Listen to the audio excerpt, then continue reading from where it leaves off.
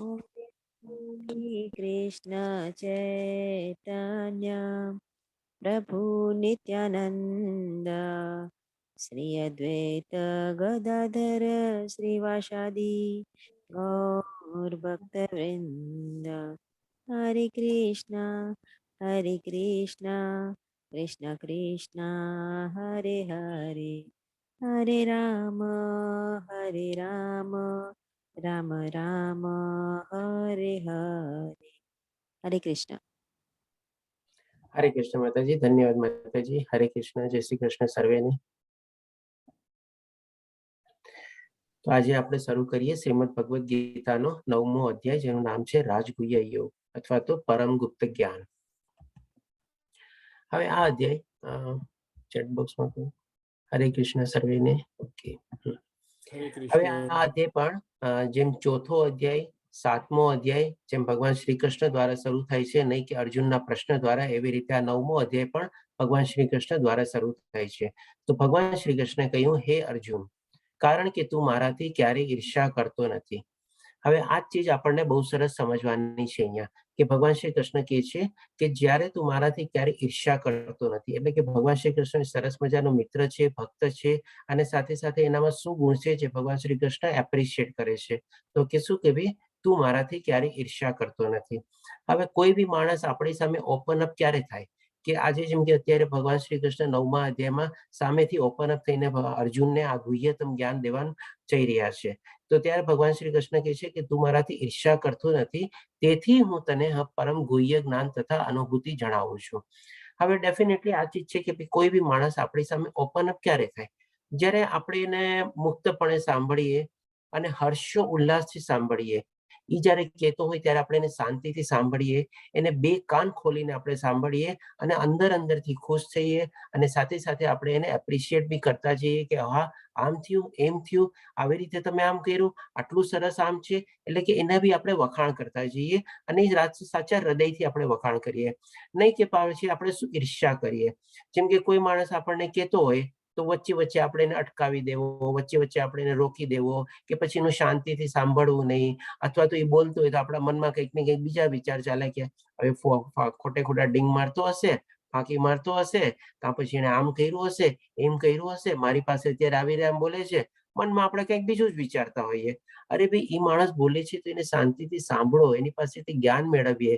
તો એવી રીતે જો આપણી વૃત્તિ હોય, ત્યારે જ એને સામેવાળો માણસ આપણી સામે ઓપન અપ થાય અને આપણને સરસ રીતે બધું સમજાવે. આજે કોઈ પણ માણસ પાસે આપણે એવી રીતે જઈએ અને જો એ રીતે આપણે સમજવાની એને કોશિશ કરીએ, તો ડેફિનેટલી આપણી સામે ઓપન અપ થઈને આપણને બધું જ્ઞાન આપે. જે પ્રમાણે ભગવાન શ્રી કૃષ્ણ અહીંયા કહે છે કે તું મારાથી ઈર્ષ્યા કરતો નથી, તેથી હું તને આ પરમ ગુહ્ય જ્ઞાન અને અનુભૂતિ જણાવું છું. પછી ભગવાન શ્રી કૃષ્ણ એ પણ કહે છે કે એના બેનિફિટ સમજાવે છે, કે જેને જાણીને તું સંસારના બધા કલેશથી મુક્ત થઈ જઈશ. એટલે કે ડેફિનેટલી આજે આપણે સંસારમાં આવેલા છે તો આપણને કેટલું બધું સ્ટ્રેસ, ટેન્શન, ડિપ્રેશન ને એ જ બધું રહેતું હોય છે. કંઈક ને કંઈક પ્રોબ્લેમ આ છે, આપણને આમ આનંદ અને ખુશી ટાઈપનું બહુ ઓછું મળે છે. તો ભગવાન શ્રી કૃષ્ણ કહે છે કે જે આ જ્ઞાનને તું મેળવીને બધા જીવનના કલેશથી મુક્ત થઈ જઈશ. એટલે કે એના બેનિફિટ જણાવે છે, જે ભગવાન શ્રી કૃષ્ણની એક આગવી સ્ટાઇલ છે એક ગુરુ તરીકે, કે સૌથી પહેલા એના બેનિફિટ અથવા લાભ અથવા એનાથી ફાયદા શું થવાના છે એ જણાવે છે. પ્લસ એ જાણીને આપણને શું મળી શકશે એ ભગવાન શ્રી કૃષ્ણ જણાવે છે, કે જેથી કરીને સામેવાળા માણસને જાણવાની ઓર ઈચ્છા થાય. તો એવી રીતે ભગવાન શ્રી કૃષ્ણ અહીંયા કહે છે કે તને આ જાણીને તું સંસારના બધા કલેશથી મુક્ત થઈ જઈશ. હવે જોઈએ ભગવાન શ્રી કૃષ્ણ બીજા શ્લોકમાં શું કહે છે. આ જ્ઞાન સર્વ વિદ્યાનો રાજા છે. હવે હજી ભગવાન શ્રી કૃષ્ણ એ જ્ઞાનની ખાસિયત અથવા કેરેક્ટરિસ્ટિક જ વર્ણવે છે, જેથી કરીને અર્જુનને ઓર ને ઓર ઈચ્છા થાય એ જાણવાની, કે ભાઈ આ જ્ઞાન સર્વ વિદ્યાનો રાજા છે. એટલે કે આજે આપણે જોઈએ છીએ કે ભાઈ ભૌતિક દુનિયામાં આપણે જે કાંઈ પણ ડિગ્રી આ તે બધું મેળવીએ છીએ, એ બધાનો શું છે, ટેમ્પરરી ઇફેક્ટ છે. જ્યાં સુધી આપણે છીએ, આપણે કામ કરીએ છીએ, ત્યાં સુધી નોલેજ ને બધાને એપ્લાય કરીએ છીએ. જેવું કાંઈ રિટાયરમેન્ટને લીધું, બધું આપણે ડિગ્રી બિગ્રી આપણને કંઈ કામમાં આવતી નથી એટલી. અને જે થોડું ઘણું બેઝિક નોલેજ આપણને કામમાં આવતું હોય, એ પણ જેવું આપણું શરીર જાય એની સાથે એ બધું બી વયું જાય. પણ હવે આપણે જોઈએ છીએ કે આ બધું જે જ્ઞાન આપણને મળે છે ભૌતિક દુનિયામાંથી, even highest to highest level graduate, master, PhD degree મેળવી લઈએ તો ક્યાંય આપણને જે ભગવદ્ ગીતામાંથી જે જ્ઞાન મળે છે એ જ્ઞાન કોઈ બી સિલેબસ કે કોઈ બી ક્યુરિક્યુલમમાં ઇન્ક્લુડ છે? તો કે ડેફિનેટલી નોટ. આજે કઈ ચોપડી છે, કઈ એવું ડિગ્રી છે કે જેમાં આપણને ભગવાન મારામાં જ્ઞાન મળે છે કે ભાઈ ભગવાન કોણ છે, એનું ઐશ્વર્ય શું છે? કઈ એવો સિલેબસ છે કે જેમાં આપણને આપણે આત્માની બારામાં જ્ઞાન મળે છે? ક્યાંય નહીં. કયો એવો સિલેબસ છે કે જેમાં આપણને આપણા કર્મની બારામાં જ્ઞાન મળે છે કે કેટલા ટાઈપના કર્મ હોય અને કયા ટાઈપના કર્મ કરવાની કેવી ગતિ થાય, બધું કઈ જાણ મળતું નથી આપણને. કયો એવો આપણે જ્ઞાન છે કે જે ડિગ્રી છે કે જેમાં આપણને આના સિવાય આ બધું જ્ઞાન આપણને એમાં કમ્પ્લીટ રીતે મળે છે? કદાચ હોઈ શકે આમાં થોડું ઘણું આપણને મળતું હશે. આજે સાયન્સ આપણે ગમે તેટલી ડિગ્રી ઉચ્ચતમ પ્રાપ્ત કરી લઈએ, સોલની બારામાં એટલે કે આત્માની બારામાં તો કોઈ જ્ઞાન મળતું જ નથી આપણને. તો આ રીતે ભગવાન શ્રી કૃષ્ણ કહે છે આ સર્વ વિદ્યાનો રાજા છે, એટલે કે જે જ્ઞાન બધે ક્યાંય નથી એ બધું જ્ઞાન આમાં છે, અને એ બધામાં જે જ્ઞાન છે એ જ્ઞાન પણ આમાં છે. એટલા માટે આ સર્વ વિદ્યાનો રાજા છે, જે સમસ્ત રહસ્યોમાં સાર્વત્રિક ગોપનીય છે, એટલે કે સૌથી વધારે સિક્રેટ નોલેજ છે. અને સિક્રેટ નોલેજ શેનું છે? તો કે ભાઈ આપણા જીવનનું લક્ષ્ય આપણને બતાવે છે, આત્માનું જ્ઞાન બતાવે છે, ભગવાન માટેનું જ્ઞાન બતાવે છે, કર્મનું જ્ઞાન બતાવે છે, કાળનું જ્ઞાન બતાવે છે. એ બધી રીતે આપણને જ્ઞાન બતાવે છે અને સર્વાધિક ગોપનીય એટલે કે મોસ્ટ સિક્રેટ છે. અને આટલા બધા હોવા છતાં પણ ભગવાન શ્રી કૃષ્ણ કહે છે તે પરમ શુદ્ધ, અને કારણ કે આત્માની પ્રત્યક્ષ અનુભૂતિ કરાવવાનું છે, એટલે કે આપણને એકદમ શુદ્ધ જ્ઞાન, દિવ્ય જ્ઞાન પ્રદાન કરવા જઈ રહ્યા છે ભગવાન શ્રી કૃષ્ણ. અને જે ડેફિનેટલી આપણી આત્માની પ્રત્યક્ષ આપણની સામે અનુભૂતિ કરાવે છે કે હા ભાઈ મારી અંદરમાં આત્માનો વાસ છે. એ રીતે ભગવાને આપણને આ અધ્યાયમાં ફીલ કરાવશે કે જો તારી અંદરમાં બી આત્માનો વાસ છે. કારણ કે ઘણીવાર આજે આપણે લોકો છે ને આપણે શરીરને જેટલું પ્રાધાન્ય આપીને બેઠા છે કે આપણી અંદર જે આત્માનો વાસ છે ને આપણે હજી સુધી એને ફીલ જ નથી કરી શકતા, એના બારામાં આપણે પૂરું જાણી જ નથી શક્યા. તો આ જ ભગવાન શ્રી કૃષ્ણ આપણને આ અધ્યાયમાં કહે છે. તેથી તે ધર્મનો સિદ્ધાંત છે. હવે આ ચીજ પણ બહુ સરસ ભગવાન શ્રી કૃષ્ણ કહે છે કે આપણે ધર્મનો સિદ્ધાંત, એટલે એ ટાઈમમાં તો એ બધા કોઈ ધર્મ હતા નહીં, મુસ્લિમ, ક્રિશ્ચિયન કે હિન્દુઇઝમ બધા. તો શું ધર્મનો સિદ્ધાંત શું છે? અહીંયા ભગવાન શ્રી કૃષ્ણ કહેવાનો મતલબ શું છે? તો કે જે આપણી આત્મા જે છે એ જ એનો આધ્યાત્મિક સ્વભાવ છે અને એ જ એનો ધર્મનો સિદ્ધાંત છે. શું ધર્મનો સિદ્ધાંત એટલે કે શું કરવાનું છે? તો કે ભગવત પ્રાપ્તિ કરવાની છે. એ જ આપણે એનો રૂલ અથવા રેગ્યુલેશન અથવા સિદ્ધાંત આપણે કહી શકીએ. આ રીતે ભગવાન શ્રી કૃષ્ણ આપણને સમજાવે છે. અને પછી કે છે કે આ અવિનાશી અને અત્યંત સુખપૂર્વક સંપન્ન કરવામાં આવે છે. એટલે કે ડેફિનેટલી જો આ જ્ઞાન આપણે મેળવી લઈએ તો આ ડેફિનેટલી અવિનાશી છે, એટલે ક્યારેય એનો વિનાશ નથી થવાનો. અને બધા વિદ્યાનો રાજા બી છે, ગોપનીય છે, શુદ્ધ છે, બધું છે. અને ડેફિનેટલી અત્યંત સુખપૂર્વક એટલે કે આપણને એટલો આનંદ અને સુખ મળશે આ જ્ઞાન મેળવીને કે જે બીજી કોઈ ચીજમાં આપણને આટલું સરસ સુખ કે આનંદ મળવાનું છે જ નહીં આપણને. ડેફિનેટલી ભૌતિક દુનિયાની કોઈ ચીજમાં આપણને સંપૂર્ણ રીતે સુખ અને કાયમી સુખ તો ક્યાંય છે જ નહીં. હંમેશા ટેમ્પરરી સુખ છે અને પ્લસ પાછું આગળ દુઃખ જ દુઃખ છે આપણને. પણ આ જો જ્ઞાન આપણે મેળવી લઈએ તો આ ભગવાન શ્રી કૃષ્ણના કહેવા પ્રમાણે આપણે અત્યંત સુખપૂર્વક આપણને જ્ઞાન મળે છે અને આપણું જીવન બી બહુ સરસ સુખમય જાય છે. તો હવે ભગવાન શ્રી કૃષ્ણ હજી ત્રીજા શ્લોકમાં કહે છે જે લોકો ભક્તિમાં શ્રદ્ધા નથી ધરાવતા તે મને પામી નથી શકતા. એટલે એકદમ સ્ટ્રેટ ફોરવર્ડ કહી દે છે, ક્યાંય કોઈ ચીજ બે મત કે કાંઈ નહીં, કે ભાઈ ભગવાનની ભક્તિ કર્યા સિવાય કોઈ મને પામી શકતા નથી. ભગવાનની ભક્તિ તો કરવી અનિવાર્ય જ છે. ગમે તે રીતે આપણે જ્ઞાન મેળવી લઈએ, ગમે તેટલા સારા કર્મ કરી લઈએ, ગમે તેટલી આપણે સાધના કરી લઈએ, ગમે તેટલું આપણે અષ્ટાંગ યોગ બી કરી લઈએ, પણ જ્યાં સુધી આપણે ભગવાનને ભક્તિ ન કરીએ ત્યાં સુધી આપણે એને પામી શકતા નથી. પછી કહે છે કે તેથી એવા લોકો આ ભૌતિક જગતમાં જન્મ મૃત્યુના માર્ગ પર પાછા આવતા રહે છે. હવે તેથી એટલે કે સો, ધેરફોર, હેન્સ, અથવા એવા લોકો એટલે ક્યાં લોકો? તો કે ભાઈ એમાં બધા આવી ગયા. કાં તો જે જ્ઞાની છે પણ ભક્તિમાં હજી પૂરા આવ્યા નથી, કાં તો જે ખાલી સારા કર્મ કરવામાં માને છે પણ એ કે માને છે કે ભાઈ માનવ સેવા એ જ પ્રભુ સેવા થઈ ગઈ. એવી રીતે જેમ લિંગરાજાની આપણે સ્ટોરી લીધી. પ્લસ જે ઘણા લોકો નિરાકાર અથવા નિર્ગુણ રૂપમાં અષ્ટાંગ યોગ માનીને માને છે કે ભાઈ ભગવાન તો નિરાકાર નિર્ગુણ છે અને હું એમાં મર્જ થઈ જાઉં અથવા એમાં વિલીન થઈ જાઉં એટલે થઈ ગયું, મેં ભગવાનને પામી લીધા. અને પ્લસ હજી લોકો આવે છે કે જે લોકો બધું થોડું ઘણું જાણ્યા પછી પણ હજી સુધી ભક્તિમાં પ્રવૃત્ત થયા નથી, એવા લોકો પણ આવી ગયા. એટલે 4 કેટેગરીના માણસો એવા લોકોમાં આવી ગયા. એટલે કે એવા લોકો આ ભૌતિક જગતમાં શું હોય છે, એનું એન્ડ રિઝલ્ટ જન્મ મૃત્યુ પર પાછા ફૈરે જ રાખે છે, ફૈરે જ રાખે છે, ફૈરે જ રાખે છે. એ આપણે આજે સ્લાઇડમાં આગળ સરસ રીતે આપણે સમજશું. હવે પછી જે ભગવાન શ્રી કૃષ્ણ આપણને આ અધ્યાયનું જે ગુપ્ત અથવા તો જે સૌથી ગોપનીય જ્ઞાન છે, સિક્રેટ જ્ઞાન છે, એ દેવા જઈ રહ્યા છે. અને આ અધ્યાય થોડો ઘણો સમજવો ડિફિકલ્ટ છે, કારણ કે આમાં બધા છે ને બહુ વિરોધાભાસી બધા શબ્દો આવશે અને એવી રીતે આવશે. હું ટ્રાય કરીશ કે જેટલું બને એટલું સિમ્પલ લેંગ્વેજમાં આપણને સમજાવવાની કોશિશ કરીશ, પણ ડેફિનેટલી જો આપણે સમજાઈ જાય તો બહુ જ સારું.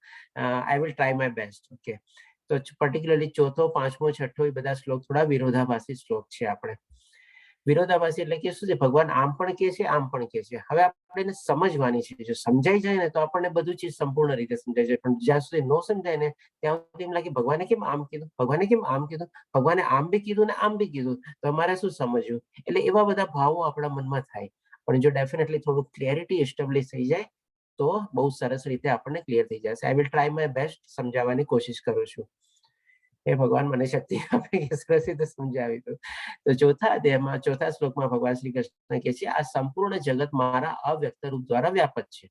ડેફિનેટલી સરસ મજાનું ભગવાન શ્રી કૃષ્ણ 7મા અધ્યાયમાં બી આપણને સમજાવી દીધું કે આ સંપૂર્ણ જગત જે છે, 5 ચીજ જેને આપણે જોઈ શકીએ છીએ ને 3 ચીજ જે મારી શક્તિઓ દ્વારા જ બધું નિર્માણ થયેલું છે. એટલે કે આ બધું એમના દ્વારા જ બધું વ્યાપક છે. પછી કે છે કે સમસ્ત જીવ મારામાં છે, પણ હું એમનામાં નથી. વાંચીએ તો જરાક કોન્ટ્રાડિક્ટરી જેવું લાગે ને, પણ હવે આપણે જોઈએ કે ભાઈ ના, આવું નથી, કોન્ટ્રાડિક્ટરી નથી. બહુ સરસ રીતે ભગવાન શ્રી કૃષ્ણ કહે છે કે સમસ્ત જીવ મારામાં છે. એટલે કે શું છે, આપણે હવે એક દાખલો આપણે સમજી લઈએ. 2 દાખલા ટાઈપથી સમજવાની કોશિશ કરીએ. એક થોડોક વિશાળ રૂપમાં દાખલો લઈએ અને એક થોડોક નાના રૂપમાં દાખલો લઈએ. આપણે જેમ કે માની લો આપણે પેલા નાના રૂપનો દાખલો લઈએ. પેલા માની લો કે આપણે ઘર છે આપણું. હવે આ ઘરમાં કેટલી બધી ચીજ વસ્તુઓ હશે, કેટલું બધું ફર્નિચર હશે, કેટલા બધા અલગ અલગ રૂમ હશે, કેટલા બધા કબાટ હશે, કબાટની અંદર કેટલી ચીજો હશે, ટેબલ ઉપર કેટલી ચીજો પડી હશે, કપડાની સાથે ઘણા બધા વેરાયટીના બધું હશે, બધું જ ઘણું બધું હશે. હવે બધી ચીજ શું છે, ક્યાં છે, તો કે ઘરની અંદર છે. પણ હવે શું ઘર એ ચીજ વસ્તુની અંદર છે, તો કે ના, નથી. ઘરનું એક પાછું એક અલગ એક્ઝિસ્ટન્સ છે અને આ બધી ચીજો ઘરની અંદર છે. એવી રીતે હવે આપણે સમજીએ થોડોક મોટો એક્ઝામ્પલ લઈને. તો ભગવાન શ્રી કૃષ્ણ પણ અહીંયા એ જ કહે છે કે સમસ્ત જીવ મારામાં છે, એટલે આ બધું ચીજ ઘરની અંદર છે, પણ હું એમનામાં નથી. એટલે ઘર એની અંદર એક એક ચીજની અંદર છે નહીં.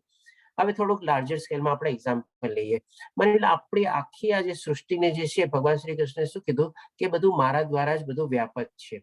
એટલે કે એક ઓપન હાઉસ છે, આપણે માની લઈએ. હવે ભગવાન શ્રી કૃષ્ણનું પણ એક અલગ ધામ છે, એ પણ કૃષ્ણ લોક વૈકુંઠ લોકમાં રહે છે ત્યાં. તો એવી રીતે ભગવાન શ્રી કૃષ્ણ કહે છે કે સમસ્ત જીવ મારામાં છે, કારણ કે આખું જે જગત છે ભગવાન શ્રી કૃષ્ણ પોતે જ બનાવ્યું છે. એટલે કે એમાં એની અંદરમાં બી જેટલા જીવો છે, 84 લાખના જેટલા મનુષ્ય, પ્રાણીઓ, જીવ જંતુ, કીટાણુઓ બધા છે, એ બધા એમાં છે.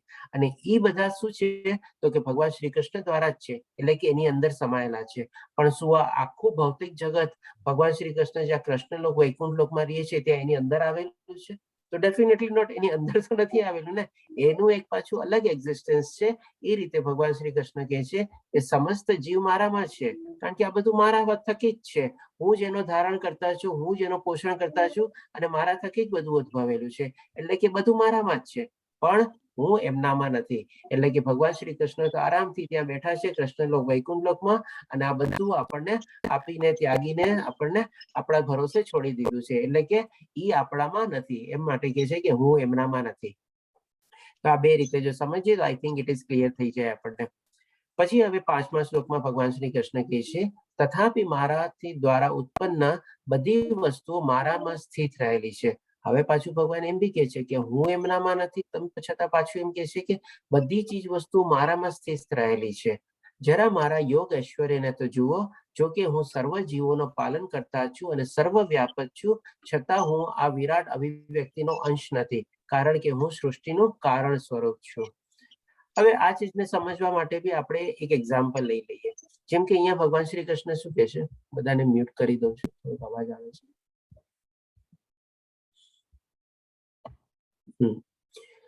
કે ભઈ મારા દ્વારા ઉત્પન્ન થતી બધી ચીજ વસ્તુ મારામાં સ્થિત રહેતી નથી. ડેફિનેટલી બધી ચીજ ભગવાન પાસે તો રહેતી નથી. ભગવાને તો બધી બનાવીને છોડી દીધી છે અને ત્યાગી દીધી છે. જેમ ભગવાન શ્રી કૃષ્ણ વહાં બેઠા છે ને આ બધી એવી રીતે છે. તો આ ડેફિનેટલી એમની સાથે સ્થિત રહેતી નથી. પછી કે છે જરા મારા યોગ ઐશ્વર્યને તો જુઓ, એટલે કે ભગવાન શ્રી કૃષ્ણ હવે પોતાનું થોડું યોગ ઐશ્વર્ય બતાવે છે કે ભાઈ કેવી રીતે આ બધો ભગવાનનું ઐશ્વર્ય ને બધું જે છે કે ભગવાન થોડાક અત્યારે છલકાય છે અને ભગવાન શ્રી કૃષ્ણ અર્જુનને બધું સામેથી એકદમ ગુહ્ય જ્ઞાન પ્રદાન કરવા જઈ રહ્યા છે. એટલે એ ભાષામાં બોલે છે જરા મારો યોગ ઐશ્વર્ય તો જો.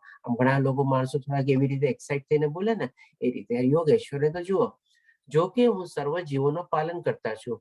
ભગવાન શ્રી કૃષ્ણ આપણને પહેલા સમજાવી દીધું છે કે મારાથી જ ઉદ્ભવે છે, હું જેમનું સર્જન કરતા છું, હું જેમનું પાલન કરતા છું અને સર્વત્ર વ્યાપક છું. જેમ આકાશની જેમ બધી જગ્યાએ વ્યાપક છે એવી રીતે ભગવાન બધી જગ્યાએ વ્યાપક છે. છતાં હું આ વિરાટ અભિવ્યક્તિનો અંશ નથી.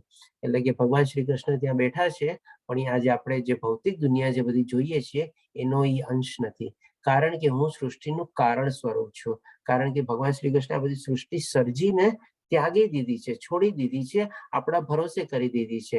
ભલે પોતાના એના પોતે કંટ્રોલર છે, બધું છે, પણ શું પોતાના કંટ્રોલમાં રાખી નથી અને બધું છોડી દીધું છે. એ રીતે ભગવાન શ્રી કૃષ્ણ કહે છે. હવે આ ચીજને સમજવા માટે આપણે હજી એક એક્ઝામ્પલ લઈએ. જેમ કે અત્યારે આ ઇસ્કોન મંગલુરુ દ્વારા આ બધી આખી ભગવદ્ ગીતાના ઓનલાઈન કોર્સ ને બધું ચાલી રહ્યું છે. તો આપણે શું છે અત્યારે જેમ કે હું કોઈ કઈક જગ્યાએ બેઠો છું, આપ બધા અલગ અલગ જગ્યાએ બેઠા છો, તો અને મેંગ્લોર જે આ સિસ્ટમ ને બધી ઓર્ગેનાઇઝ કરે છે એ પાછું એક અલગ જગ્યાએ સ્થિત છે. તો એવી રીતે ભગવાન શ્રી કૃષ્ણ શું કહે છે કે આ બધી વસ્તુઓ મારામાં સ્થિત રહેતી નથી. આજે જે મેંગ્લોર ભગવાન ઇસ્કોન મેંગ્લુરુ દ્વારા જે કોર્સ ચાલી રહ્યો છે, આપણે બધા શું એમાં સ્થિત છીએ? આપણે તો બધા એમાં સ્થિત નથી. તેમ છતાં બી આપણે બધા શું અત્યારે મળીને એ જ કોર્સને બધા આપણે ફોલો કરી રહ્યા છીએ અને બધા આપણે જ્ઞાન મેળવી રહ્યા છીએ. કારણ કે ઇસ્કોન મેંગ્લોરે શું આ એક કોર્સ બનાવી, એક આખી સિસ્ટમ બનાવી અને બધાને સોંપી દીધી અને બધાને કીધું કે ચાલો તમે બધા મળીને એકત્રિત થઈને એ પ્રમાણે એકબીજાને જ્ઞાન પ્રદાન કરો અને એકબીજાને જ્ઞાન બાંટો. તો આ પણ એક સુંદર એક્ઝામ્પલ છે આ ચીજ સમજવા માટે કે એ બધી એમનામાં એટલે કે ઇસ્કોન મેંગ્લુરુમાં સ્થિત રહેતી નથી. કારણ કે એમણે આ બનાવેલી છે સિસ્ટમ અને આપણે બધા એનો અત્યારે લાભ લઈએ છીએ. એવી રીતે જેમ કે હું સર્વ જીવોનું પાલન કરતા છું, આખી સિસ્ટમ એમના થકી જ ચાલે છે ઇસ્કોન બેંગ્લોર દ્વારા. એક એક ચીજ સાથે આપણે કનેક્ટ કરતા જઈએ એટલે સમજાતું જાય આપણને. અને સર્વત્ર વ્યાપક છું. આજે આપણે અહીંયા બેઠા છીએ, બધી જગ્યાએ એમનો ઇન્ફ્લુઅન્સ તો છે જ ટેકનોલોજીના દ્વારા, એટલે કે બધે વ્યાપક છે. છતાં હું આ વિરાટ અભિવ્યક્તિનો અંશ નથી. કારણ કે અત્યારે આપણી સામે ક્યાંય આપણને ઇસ્કોન બેંગ્લુરુ દેખાય છે? તો આપણે કેવી રીતે અંશ નથી? પણ તેમ છતાં બી આપણા બધા સાથે એ સંકળાયેલું છે, કનેક્ટેડ છે. કારણ કે હું સૃષ્ટિનું કારણ સ્વરૂપ છું. એટલે કે આખી આ બધી જે સિસ્ટમ બનાવેલી છે એ ઇસ્કોન મંગલુરે બનાવેલી છે. એના દ્વારા આપણે બધા સંકળાયેલા છીએ. તો આ રીતે ભગવાન શ્રી કૃષ્ણને આ દ્રષ્ટાંત રૂપે આપણે સમજીએ તો I think it is clear થઈ જતું હોવું જોઈએ. હવે આ ચીજ સમજવા માટે ભગવાન શ્રી કૃષ્ણ પણ છે ને એક ઉદાહરણ આપે છે અર્જુનને. એ શું આપે છે ઉદાહરણ? 6થા શ્લોકમાં, જે પ્રકારે સર્વત્ર પ્રવાહમાં પ્રબળ વાયુ સદૈવ આકાશમાં સ્થિત રહે છે. હવે વાયુ જે છે બધી જ જગ્યાએ છે, આકાશમાં છે, અહીંયા છે, બધે જ છે. એ જ પ્રકારે સમસ્ત ઉત્પન્ન પ્રાણીઓ મારામાં સ્થિત જાણો. એટલે કે આ રીતે ભગવાન શ્રી કૃષ્ણ કમ્પેરિઝન આપીને કહે છે કે જેમ પ્રમાણે વાયુ બધી જગ્યાએ છે, કોઈ ચીજ વેક્યુમ ઓનલી બહુ ન હોઈ શકે, બધી જગ્યાએ વાયુ અથવા પવન હોય અને એવી જ રીતે બધી ચીજો બી મારામાં આવી રીતે સ્થિત થયેલી છે એ રીતે જાણો. હવે ભગવાન શ્રી કૃષ્ણ 8મા શ્લોકમાં હજી કહે છે કે સંપૂર્ણ વિરાટ જગત મારા આધીન છે. ડેફિનેટલી પહેલામાં પાલન કરતા કહે છે, હવે અહીંયા ભગવાન કહે છે કે મારા આધીન છે. એ મારી ઈચ્છાથી વારંવાર સ્વત પ્રગટ થતું રહે છે અને મારી જ ઈચ્છાથી અંતે નષ્ટ થઈ જાય છે. તો ડેફિનેટલી આખી જે સૃષ્ટિ છે ભગવાનની ઈચ્છાની જ પ્રમાણે પુનઃસ્થાપિત થાય છે અને પ્રલય બી થાય છે અને પ્રલય થયા પછી ફરીથી પાછી બને છે. કારણ કે આપણે ચોથા અધ્યાયમાં જાણી ગયા કે બ્રહ્માજીનો બી એક આયુષ્ય છે. એ જયારે આયુષ્ય પૂરું થશે, આ સૃષ્ટિ પ્રલય થશે અને નવી પાછી કોઈ સૃષ્ટિ આવશે, કોઈ બીજા બ્રહ્માજી કે કોઈકના અંડરમાં. હવે ભગવાન શ્રી કૃષ્ણ 9મા શ્લોકમાં કહે છે કે હે ધનંજય, આ સર્વ કર્મો મને બાંધી શકતા નથી. હું જાણે કે ઉદાસીન રહેલો હોઉં તેમ આ સર્વ ભૌતિક કર્મોથી સદૈવ વિરક્ત રહું છું. હવે આ ચીજ છે ને બહુ સરસ રીતે સમજવાની છે. હવે આના સંદર્ભમાં છે ને આપણે 2 શ્લોક પહેલાના બી યાદ કરી લઈએ. એક આપણે જેમ કે ચોથા અધ્યાયમાં ભગવાન શ્રી કૃષ્ણ જ્યારે અવતરિત થાય છે, પ્રગટ થાય છે, ત્યારે આપણને કહે છે કે જે મનુષ્ય મારા દિવ્ય જન્મની પ્રક્રિયા જાણી લે છે અને મારા દિવ્ય કર્મની પ્રક્રિયા સમજી જાય છે, એ મુક્તિ પામે છે. એટલે કે એક આપણે શ્લોક કનેક્ટ કરો અને એક આપણે આગલા અધ્યાયમાં બી શ્લોક લીધો હતો આપણે, જેમાં ભગવાન શ્રી કૃષ્ણ કહે છે કે આ બધા કર્મોથી હું લિપ્ત થતો નથી. જેમાં આપણે ભગવાન શ્રી કૃષ્ણ એક એક્ઝામ્પલ બી આપેલું હતું, કમળનું ફૂલ ને એ ટાઈપનું. હવે એ 2 શ્લોક લ્યો અને આ ત્રીજો શ્લોક લ્યો અને એક ચેન બનાવો તો બહુ સરસ રીતે સમજાશે કે હે ધનંજય, આ સર્વ કર્મો એટલે કે આ બધું ભગવાનના એક કર્મ છે. શું કર્મ છે? તો કે ભઈ દુનિયાના પ્રલય થાવો, પાછું એનું ફરીથી થવું, સર્જન કરવું, પાલન કરવું, કથા થવું, કંટ્રોલર થવું, બધી રીતે, અને બધી ચીજ એમનામાં સ્થિત રહેવી, એ બધી ચીજ એમના દિવ્ય કર્મો છે. આ બધા સર્વ કર્મો મને બાંધી શકતા નથી. શું કામે બાંધી શકતા નથી? કારણ કે ભગવાને તો બધું ત્યાગી દીધું છે, બધું છોડી દીધું છે, પછી શું કામે બંધાય? કારણ કે એ જ આપણે ઓલો લિપ્ત થવાનો બી શ્લોક યાદ કરો, જેમાં પણ ભગવાન શ્રી કૃષ્ણ કહે છે આ બધા કર્મો મને લિપ્ત કરતા નથી. જાણે છે કે હું ઉદાસીન રહેલો. હવે ઉદાસીન રહેલો બી આપણે છે ને એક સરસ મજાના એક એક્ઝામ્પલ દ્વારા સમજી લઈએ. જેમ કે એક માની લો એક ન્યાયાધીશ હોય. હવે એની કોર્ટમાં તો ઘણા બધા કેસો ને બધું આવતું હોય, ઘણા બધા ચુકાદા આવતો હોય, ક્યારેક કોકની ફેવરમાં આપે, કોકની અગેન્સ્ટમાં આપે. ડેફિનેટલી કોઈ બી એક ચુકાદો આવે એટલે એક જણની તરફેણમાં આવે અને એક જણની વિરુદ્ધમાં હોય. તો ઈ જ્યારે ચુકાદો આપે ત્યારે શું ઈ ઘણા લોકોને સારા એવા કોઈકને કોઈ એવોર્ડ મળે, કોઈક એવી સારું થયું હોય અને સાચું કર્યું હોય તો એ પ્રમાણે ચુકાદો મળે, કોકને ફાંસીની બી સજા થાય, કાંઈ બી થાય, અલગ અલગ પ્રમાણે ચુકાદો આપતા હોય. તો જે ન્યાયાધીશ જે છે એને કઈ ફરક પડે છે? એ તો શું ખાલી ચુકાદો આપીને વયા જાય કે ભાઈ આ અમે ચુકાદો આપ્યો, બંને પક્ષોની દલીલ સાંભળી અને આ મારો ચુકાદો છે. હવે જેને જે થવું હોય એ પ્રમાણે થાય. કોકને એ પ્રમાણે ન્યાય મળ્યો, કોકને એ પ્રમાણે લાગે કે મને અન્યાય મળ્યો, કોકને લાગે મને ઓછો ન્યાય મળ્યો, કોકને લાગે મને વધારે અન્યાય થયો છે. એવું બધું કાંઈ બી થયું, પણ જે જજ હોય એ શું છે? એકદમ ઉદાસીન હોય. એને તો કઈ ફરક છે જ નહીં. એને તો શું ભાઈ કર્યું, બંને પક્ષો આવ્યા અને બધાની આર્ગ્યુમેન્ટ સાંભળી અને એ પ્રમાણે એને જે સિસ્ટમ પ્રમાણે ચુકાદો આપવાનો હતો એ ચુકાદો આપી દીધો. એ જ રીતે ભગવાન શ્રી કૃષ્ણ કહે છે કે જાણે કે હું ઉદાસીન રહેલો હોઉં તેમ સર્વ ભૌતિક કર્મથી સદૈવ વિરક્ત રહું છું. એટલે કે આ ચીજ આપણને થોડી ઘણી એપ્લિકેબલ થાય છે.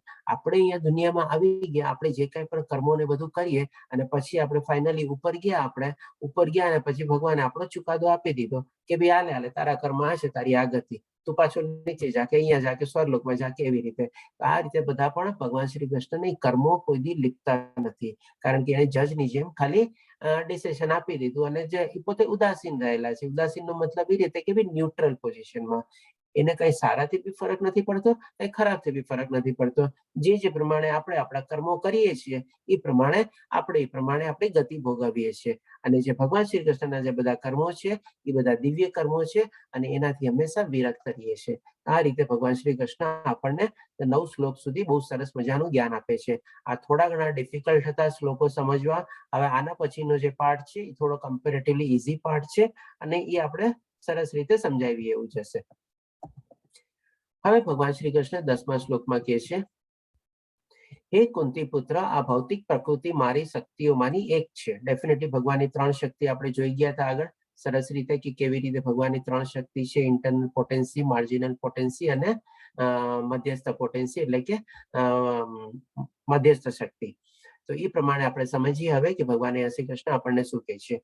હે કુંતી પુત્ર, આ ભૌતિક પ્રકૃતિ મારી 3 શક્તિઓમાંની એક છે, મારી શક્તિઓમાંની એક છે અને મારી અધ્યક્ષતામાં કામ કરે છે. એટલે કે ડેફિનેટલી ભગવાનના કંટ્રોલ, નિયંત્રણ એના હેઠળ કામ કરે છે, જેથી બધા ચર અને અચર પ્રાણી ઉત્પન્ન થાય છે. બધાનું આપણે ઉદ્ભવ સ્થાન પણ ઈ જ છે અને શાસન હેઠળ, એના શાસન હેઠળ એટલે કોના શાસન હેઠળ? તો કે ભાઈ ભગવાન શ્રી કૃષ્ણના શાસન હેઠળ, એટલે કે એના એડમિનિસ્ટ્રેશન હેઠળ આ જગત વારંવાર સર્જાય છે અને વિનાશ થતું રહે છે. ઓલરેડી ઓટોમેટિકલી ભગવાન શ્રી કૃષ્ણે બધું એક જાતનું સમરાઇઝ કરી દીધું કે બધા જીવો મારા થકી જ છે, બધાનું ઉદ્ભવ સ્થાન જ છું અને આ જે ભૌતિક જગત બી છે એ પણ વારંવાર સર્જાય છે અને વિનાશ થતું રહે છે મારા થકી જ, અથવા તો મારા કંટ્રોલ અથવા મારા એડમિનિસ્ટ્રેશનના હેઠળ જ. હવે ભગવાન શ્રી કૃષ્ણ 11મા શ્લોકમાં કહે છે, હું જ્યારે મનુષ્ય રૂપે અવતરું છું. હવે આ ચીજમાં છે પાછું એક ચીજ આવી જાય છે કે જેને ઘણા લોકોને ક્વેશ્ચન હોય ને કે ભાઈ ભગવાન તો નિરાકાર છે અથવા નિરાગુણ છે, નિર્ગુણ છે, એનું રૂપ છે નહીં. તો અહીંયા ભગવાન શ્રી કૃષ્ણ પોતે એના કંઠસ્થ કહે છે કે હું જ્યારે મનુષ્ય રૂપે અવતરું છું. હવે આનાથી વધારે બેસ્ટ એવિડન્સ આપણને શું જોવે કે ભગવાન બી દ્વિધારી છે અથવા એમનું શરીર રૂપ છે. તો ઘણા લોકોને આપણે આ પ્રમાણે બી કહી શકીએ અથવા સમજાવી શકવાની કોશિશ કરીએ. તો અહીંયા ભગવાન શ્રી કૃષ્ણ કે હું જ્યારે મનુષ્ય રૂપે અવતરું છું અથવા તો પ્રગટ થાઉં છું ત્યારે મૂર્ખ લોકો મારો ઉપહાસ કરે છે. તેઓ મુજ ઈશ્વરનો દિવ્ય સ્વભાવ સમજતા નથી અથવા જાણતા નથી. આવા દાખલા આપણી સામે છે જ ઓલરેડી. શિશુપાલ જે કાંઈ સમજતો નતો અને ભગવાનનું વારે ઘડી અપમાન કરતો હતો, ઇન્સલ્ટ કરતો હતો, અપશબ્દ બોલતો હતો, ઇવન ગાળો સુદ્ધા આપતો હતો. અને પ્લસ હજી બીજો એક્ઝામ્પલ છે આપણે દુર્યોધન કે જે મૂર્ખ હતો, ભગવાનને કઈ સમજતો નતો અને ભગવાનની જયારે વિરાટ રૂપ દેખાડે છે એ સભામાં ત્યારે સમજે છે કે આ માયાવી છે અને જાદુ દેખાડે છે ને એવું બધું સમજાવે છે. તો આ રીતે ડેફિનેટલી જયારે ભગવાન શ્રી કૃષ્ણ અવતરિત થાય છે અને પ્રગટ થાય છે ત્યારે ઘણા લોકો આવા મૂર્ખ લોકો જે હોય છે, ભગવાન શ્રી કૃષ્ણ પણ અહીંયા કહે છે કે એવા મૂર્ખ લોકો, ત્યારે મૂર્ખ લોકો મારો ઉપહાસ કરે છે. મૂર્ખ લોકો એટલે શું છે ને, આ બધી ચીજનું કોઈને જ્ઞાન હોય નહીં, એના માટે ભગવાન શ્રી કૃષ્ણ મૂર્ખ લોકો તરીકે વર્ણવે છે. પછી હવે 12મા શ્લોકમાં કહે છે જે લોકો આવી રીતે મોહગ્રસ્ત થયેલા છે. હવે જે લોકો એટલે કોણ લોકો? તો કે મૂર્ખ લોકો.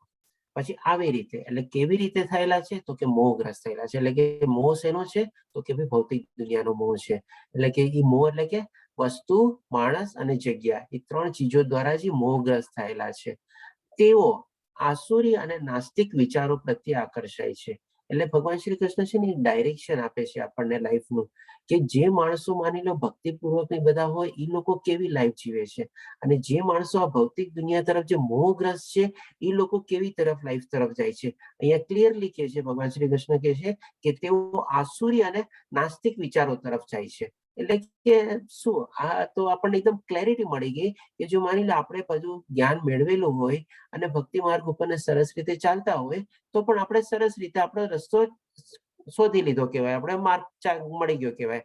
પણ જે લોકો નથી ચાલતા એના માટે ભગવાન શ્રી કૃષ્ણ કહે છે તેઓ આસુરી અને નાસ્તિક. અહીંયા નાસ્તિક વર્ડ એ ભગવાન શ્રી કૃષ્ણ પહેલી વાર વાપરે છે આખી ભગવદ્ ગીતામાં, અને અસુરી વર્ડ તો 2-3 વાર આવે છે. આપણે ઇવન 16મો અધ્યાય તો આખું દૈવી અસર વિભાગ ઉપર જ છે આપણે. અને નાસ્તિક વિચારો પ્રત્યે આકર્ષાય છે. હવે નાસ્તિક વિચારોમાં ઘણા બધા એવા બધા વિચારો આવી જાય કે ભગવાનના, જેમ ગયા શ્લોકમાં આપણે જોયું, ઉપવાસ કરે, ભગવાનની મજાક ઉડાડે, ભગવાનને અપશબ્દ બોલે, એ બધા છે. અથવા તો ભગવાન માટે અનાપ-શનાપ પોતાના મન પ્રમાણે જે ભાવતું એ પ્રમાણે બોલે. આ બધા એના વિચારો તરફ એ લોકો આકર્ષાય છે. એટલે કે એની લાઈફ જે દોરા છે, લાઈફની જે દોરવણી છે એ તરફ જાતી હોય છે. હજી આગળ સમજાવતા કહે છે આ મોહગ્રસ્ત અવસ્થામાં તેમની મુક્તિ માટેની આશા, એના સકામ કર્મ તથા જ્ઞાનનું અનુશીલન બધું જ નિષ્ફળ થાય છે. એકદમ ભગવાન શ્રી કૃષ્ણ ક્લિયર કરી દીધું કે હવે જે માણસો મોહગ્રસ્ત હોય છે, જે મોહ અને ભૌતિક દુનિયાના મોહ અને આકર્ષણમાં ફસાયેલા હોય છે, કેવી ટાઈપની લાઈફ જીવે છે, એના વિચારો કેવા હોય છે, કેવી એની આચરણ હોય છે, એ બધું બી સમજાયું. અને સાથે સાથે એ બી સમજાયું કે એની દશા કેવી રીતે થાય છે, અને જે પ્રમાણે બધા કરે છે એની મુક્તિની આશા, તે સકામ કર્મ બધાનો નાશ થાય છે. આમાં એક બંધ બેસતો એક્ઝામ્પલ છે રાવણનો. એને શું છે, એની પાસે જ્ઞાન હતું, સારું એવું જ્ઞાન હતું, મહાદેવજીની સારી એવી પૂજા અર્ચના કરીને ઘણા બધા એવા વરદાનો મેળવેલા હતા, અને ઘણા બધા એને સકામ કર્મ એટલે કે કંઈક ને કંઈક ફળની ઈચ્છા દ્વારા એ કામ કરતો. હવે એની પાસે આ બધું જે જ્ઞાન આ તે બધું હતું, શું કેવી થયું તો કે ભાઈ નાસ્તિક રીતે. એટલે કે ભગવાન અહીંયા કહે છે ભાઈ તેઓ આસુરી અને નાસ્તિક. આપણે રાવણને એ રીતે વધારે પોપ્યુલર છે કે એના જ્ઞાન દ્વારા માટે ઓછો પોપ્યુલર છે, કારણ કે એને કેવી ટાઈપની લાઈફ જીવી તો કે આસુરી અને નાસ્તિક વિચારો વાળી લાઈફ જીવી એને. એ પ્રમાણે એટલે કે એનું જે કંઈ પણ થયું બધું આમ ઓટોમેટિકલી નિષ્ફળ ગયું એનું. અંતે મર્યો કેવી રીતે? ભલે નો ડાઉટ એની મુક્તિ થઈ, કારણ કે રામ ભગવાનના હાથો જ મર્યો, અને છેલ્લે જયારે રામ બોલે છે ત્યારે એની મુક્તિ પણ થાય છે. પણ એના જે બધા જે પ્રયત્ન જે બધા હતા એ બધા એળે ગયા ને. કાંઈ એને શું મળ્યું? કાંઈ ન મળ્યું.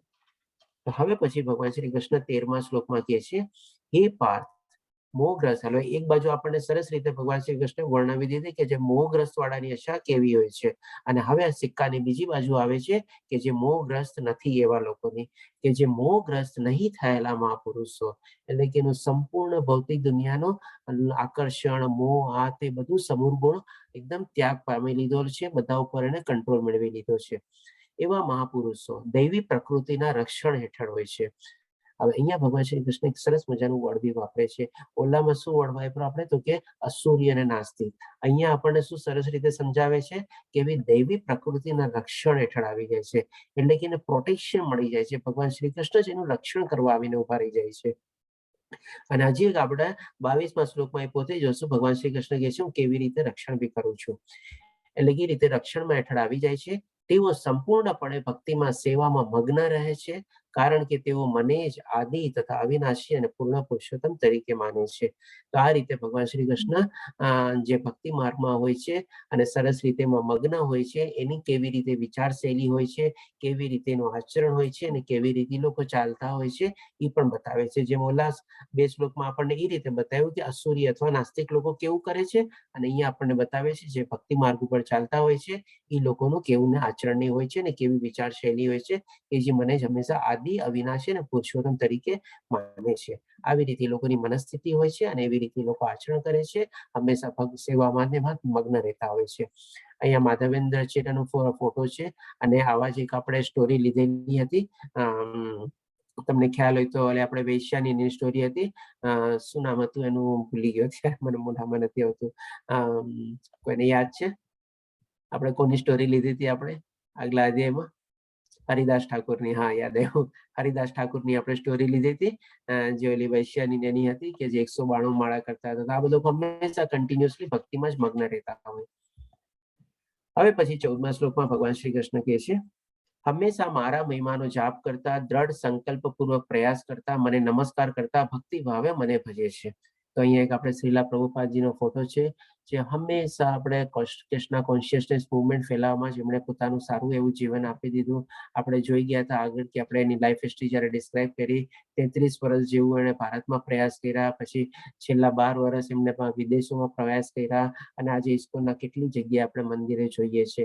33 વર્ષમાં ઓછી સફળતા મેળવી તેમ છતાં બી એણે પોતાનો જે સંકલ્પ લીધો હતો એટલે કે એને છોડતા નથી, એટલે દ્રઢ સંકલ્પ પ્રયાસ કરતા, કન્ટિન્યુઅસ દ્રઢ સંકલ્પ દ્વારા પ્રયાસ કરતા જ રહ્યા અને એને અંતે સારી એવી સફળતા બી મેળવી છેલ્લા 12 વર્ષમાં.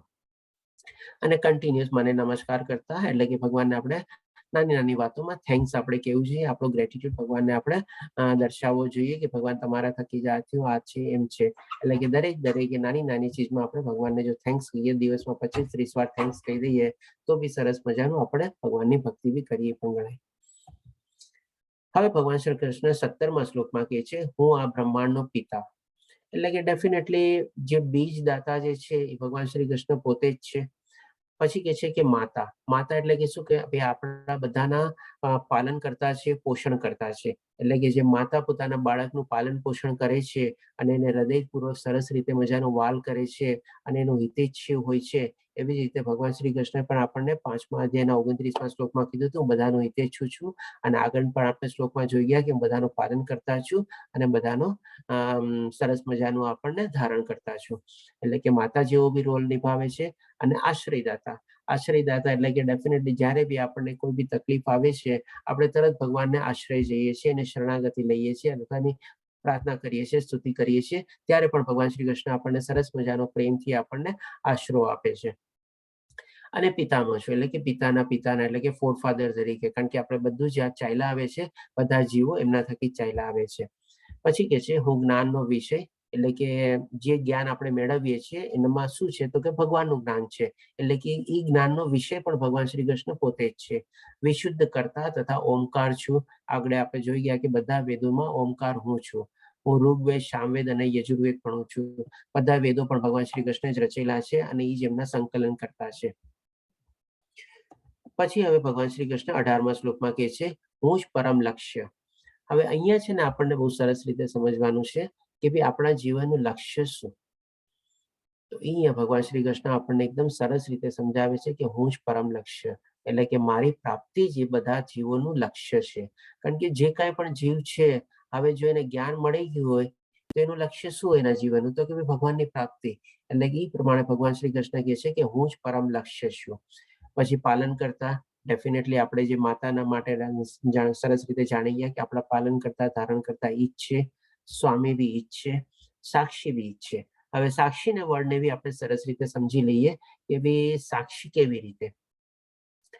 હવે આપણે જે કાંઈ પણ અહીંયા આપણા હૃદયમાં આપણે પરમાત્માનો અંશ આત્મા તરીકે વાસ છે.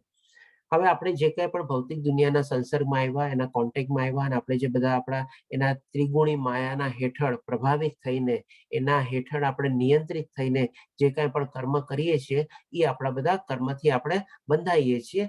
અકર્મ હોય તો આપણા આધ્યાત્મિક કર્મ છે. હવે જેમ જેમ આપણે બધા કર્મ કરતા જઈએ છીએ, આપણે આપણી આત્મા જે છે એની પાછળ બેઠો બેઠો આમ જસ્ટ ખાલી બેકસીટમાં બેઠો બેઠો બધું જોવે છે. એટલે કે બધી ચીજનો એ વિટનેસ છે. આપણે ઘણીવાર શું છે, માણસને એમ ઈચ્છા થતી હોય, ચાલ ને હવે કોણ જોવાનું છે, કરી લઉં, મેં તો કોઈને કીધું નથી, એને ક્યાં ખબર પડવાની, ઓલાને ક્યાં ખબર પડવાની, આમ ઠીક છે, આમ કરી લઉં. અરે ભાઈ, એવું નથી. આપણો જે આત્મા જે છે એ બધાનો સાક્ષી છે, બધાને જોઈ રહ્યો છે.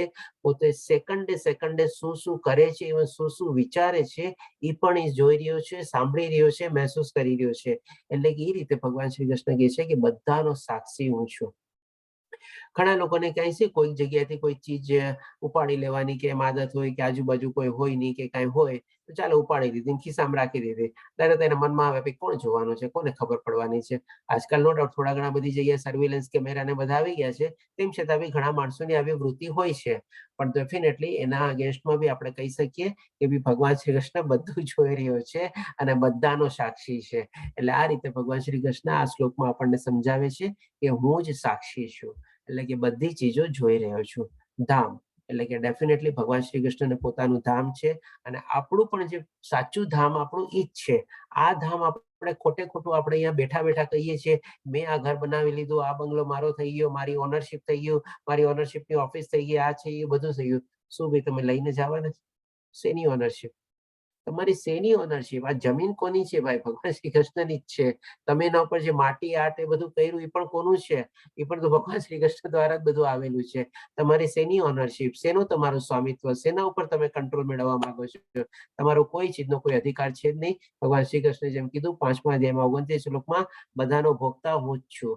એટલે કે ડેફિનેટલી આપણું જે ધામ છે એ આપણું ઈ ધામ સાચું છે, નહીં કે આપણે ભૌતિક દુનિયામાં આપણે જે ઓનરશિપ પ્રોપર્ટી બનાવી એ આપણું ધામ નથી. આ તો આપણે ભાડાનું ઘરમાં રહેવા આવ્યા છે. જ્યાં શરીર જ આપણું ભાડાનું છે, એ સ્થાયી નથી, એ પરમાનન્ટ નથી, તો પછી બાકી બધી ભૌતિક દુનિયાની ચીજ વસ્તુ શું આપણી સ્થાયી થવાની કે પરમાનન્ટ થવાની કે આપણી ઓનરશિપ ન થવાની? એટલે કે આપણે આપણું જે ધામ છે એ ધામમાં આપણે પાછું જવાનું છે. આશ્રય સ્થાન એટલે કે ડેફિનેટલી આપણે શરણાગતિ લઈએ ત્યારે આપણને થાય છે. તથા અત્યંત પ્રિય મિત્ર છું. એટલે કે ભગવાન શ્રી કૃષ્ણ કહે છે કે હું બધાનો મિત્ર છું, બધાનો હિતેચ્છુ છું અને બધાનું સારું વિચારું છું. હું સર્જન તથા પ્રલય, સર્વનો આધાર, આશ્રય તથા અવિનાશી બીજ છું. એટલે કે આ બધી ચીજ ભગવાન શ્રી કૃષ્ણે આમાં સમરાઈઝ કરી દીધી અત્યાર સુધી જે ભગવાન શ્રી કૃષ્ણે કીધું એ પ્રમાણે. પછી કે છે 19મા શ્લોકમાં, હે અર્જુન, હું જ ઉષ્ણતા આપું છું અને હું જ વરસાદને રોકી રાખું છું તથા મોકલું છું. એટલે કે જે કાંઈ પણ આપણને ગરમી મળે છે, ઠંડી મળે છે, વરસાદ મળે છે અથવા તો છાંયો મળે છે, એ બધું ભગવાન શ્રી કૃષ્ણ થકી જ આપણને મળે છે. હું અમરત્વ છું અને સાક્ષાત મૃત્યુ પણ હું જ છું. ચેતન તત્વ તથા જળ તત્વ બંને મારામાં છે. એટલે કે living, non living, moving, non moving બધી ચીજ ભગવાન શ્રી કૃષ્ણની અંદરમાં જ છે. હવે આવી ગઈ ઓલી રોલર કોસ્ટર વાળી રાઈડ. હવે 20મા શ્લોકમાં ભગવાન શ્રી કૃષ્ણ કહે છે, જે મનુષ્ય વેદાધ્યાન કરે છે તથા સોમરસનું પાન કરે છે. હવે જ્યારે આપણે વેદ ધ્યાન કે આવા શાસ્ત્રો કે બધાનું જે પઠન કરતા હોય અને સરસ રીતે સમજવાની આપણે કોશિશ કરતા હોય, ત્યારે એમાં આપણને રસ જાગે અને એમાંથી એ રસ આપણા અંદરથી જાગે અને એમાંથી પણ આપણને એક જાતનો રસ આપણને ગ્રહણ કરીએ મળે. હવે એ રસને આપણે કહી શકીએ કે ભાઈ આપણે સોમરસનું પાન કરીએ છીએ. કારણ કે આપણને અંદરથી જે રસ જાગ્યો છે, એ રસ ક્યાંથી જાગ્યો? કારણ કે એ આપણને વેદો ધ્યાનમાંથી આપણને એવી ટાઈપનું જ્ઞાન મળ્યું કે જે જ્ઞાન આપણી આત્માને ગમે છે. એટલા માટે આપણી આત્મા એ ટાઈપનું સોમરસ પાન કરે છે અને એના રિસ્પોન્સ તરીકે આપણને પણ પછી ઓર આપણને રસ એમાં જાગે છે. આ રીતે ભગવાન શ્રી કૃષ્ણ સમજાવે છે કે જ્યારે આપણે વેદો ધ્યાન બધું કરીએ છીએ ત્યારે આપણે સોમરસનું પાન કરીએ છીએ. એટલે કે આપણે એને ગ્રહણ કરીએ છીએ અથવા આપણે પીએ છીએ. અથવા તેઓ સ્વર્ગ પ્રાપ્તિ માટે પ્રયત્ન કરીને પરોક્ષ રીતે મારી પૂજા કરે છે. હવે આપણા વેદ ધ્યાનમાં બી છે ને ઘણા બધા અલગ અલગ ટાઈપના વેદો ને પાઠ ને થોડા ઘણા અમુક ટુકડા છે, જેમ કે આપણે કહી શકીએ કે ભાઈ અર્થશાસ્ત્ર, પછી આપણે જેમ કે આયુર્વેદ, પછી કામસૂત્ર, એવી રીતે ઘણા બધા આપણા વેદોના બધા અલગ અલગ પાઠ છે. હવે એમાં એક પાર્ટ માની લો હોય કે ભાઈ આપણે ભગવાનની પ્રાપ્તિ કેવી રીતે કરવી અથવા સ્વર્ગમાં કેવી રીતે જવું. તો હવે જે લોકો વેદો ધ્યાન ને બધું કરતા હોય પણ હવે એટલું હદ સુધી વેદો ધ્યાન ન કરે કે ઈ લેવલ સુધી પહોંચી જાય કે ભાઈ જી ના સ્વર્ગ લોકથી ઉપર બી ભગવાનની પ્રાપ્તિ સૌથી ઉચ્ચ છે, અને એ લોકો માની લો પોતાની ઈચ્છા પ્રમાણે બેસી જાય કે મારે તો સ્વર્ગમાં જવું છે, કારણ કે એને સાંભળ્યું હોય કે સ્વર્ગમાં તો આટલી અપ્સરા હોય છે, આટલો ત્યાં ભોગ હોય છે, આના કરતા વધારે સુખ ત્યાં હોય છે, ત્યાં આનંદ જ આનંદ હોય છે, અને આવી રીતે બધું સાંભળ્યું એટલે બધાની પોતાની ઘણા લોકોની એવી ઈચ્છા બની જાય છે કે મારે તો સ્વર્ગ પ્રાપ્તિ કરવી છે. હવે સ્વર્ગ પ્રાપ્તિ કરવાના રસ્તા ગોતે, એટલે કે આપણે શાસ્ત્રોનું પઠન કરે, તો શાસ્ત્રોમાંથી એવી રીતે માની લો વિધિ વિધાનો બધું લખેલું હોય તો એ રીતે કે છે કે વેદો ધ્યાનનું ધ્યાન કરે છે અને તેઓ સ્વર્ગ પ્રાપ્તિ માટે પ્રયત્ન કરીને પરોક્ષ રીતે મારી પૂજા કરે છે. એટલે કે પૂજા કરે છે પણ શેના માટે? તો કે કંઈક ઈચ્છા મેળવવા માટે. ઈચ્છા શું? તો કે સ્વર્ગ મેળવવાની ઈચ્છા. તો એ પછી કે છે કે તેઓ પાપ કર્મથી મુક્ત થઈને પુણ્યમય ઇન્દ્રલોકમાં જન્મ લે છે.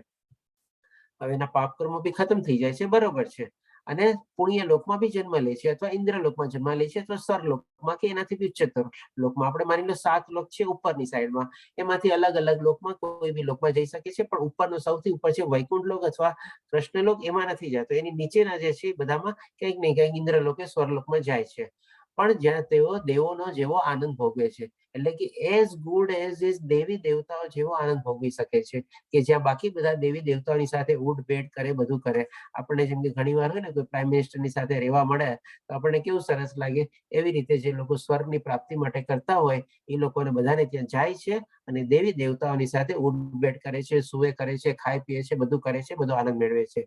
પણ હવે એની પછી ગતિ શું થાય છે એ પણ આગલા શ્લોકમાં બહુ સરસ રીતે ભગવાન શ્રી કૃષ્ણ કહે છે 21મા શ્લોકમાં. એટલે કે એ રીતે એટલે કઈ રીતે? તો કે આ આખી રીત જે આપણે સમજાય પ્રમાણે વેદોનું ધ્યાન કર્યું, સ્વર્ગની ઈચ્છા કરી, પુણ્ય લોક પાપ બધા ખતમ થઈ ગયા, પુણ્ય લોક એક્યુમ્યુલેટ થઈ ગયા અને સ્વર્ગલોકમાં ગયા, બધા સુખ ભોગવ્યા. એટલે એવી રીતે જ્યારે વિશાળ, એટલે કે ડેફિનેટલી સ્વર્ગલોક બી ઘણું મોટું વિશાળ છે. સ્વર્ગીય આપણા અહીંયા તમને એક નાનકડું આપણે કહીએ કે ભાઈ વિશાળની કેટલું મોટું વિશાળ છે, એક શાસ્ત્રમાં આપણે જે પ્રમાણે લખેલું છે, આ ભૌતિક દુનિયા જે છે ને એનાથી 3 ગણું મોટું છે ને આપણે વૈકુંઠ લોક ને કૃષ્ણ લોક છે, અને ઈ એનાથી થોડું આસ્તે આસ્તે આસ્તે વચ્ચે ઓછું બધા સ્વર્ગલોક ને બાકી બધાને ઉચ્ચતર લોકો આપણે અવતારીએ છીએ. એટલે કે ઈ પણ ઘણા બધા મોટા છે. ઉલટાનું આ ભૌતિક દુનિયા જે આપણને આટલી મોટી દેખાય છે ઈ થોડી એની સામે નાની પડે છે. એટલે ઈ પણ વિશાળ છે. સ્વર્ગીય ઇન્દ્ર સુખ ભોગવે છે, ત્યાં જઈને બધા સુખો બી ભોગવે છે, અને તેમના પુણ્ય કર્મોના ફળ પૂરા થઈ જાય છે ત્યારે આ મૃત્યુ લોકમાં પાછા આવે છે.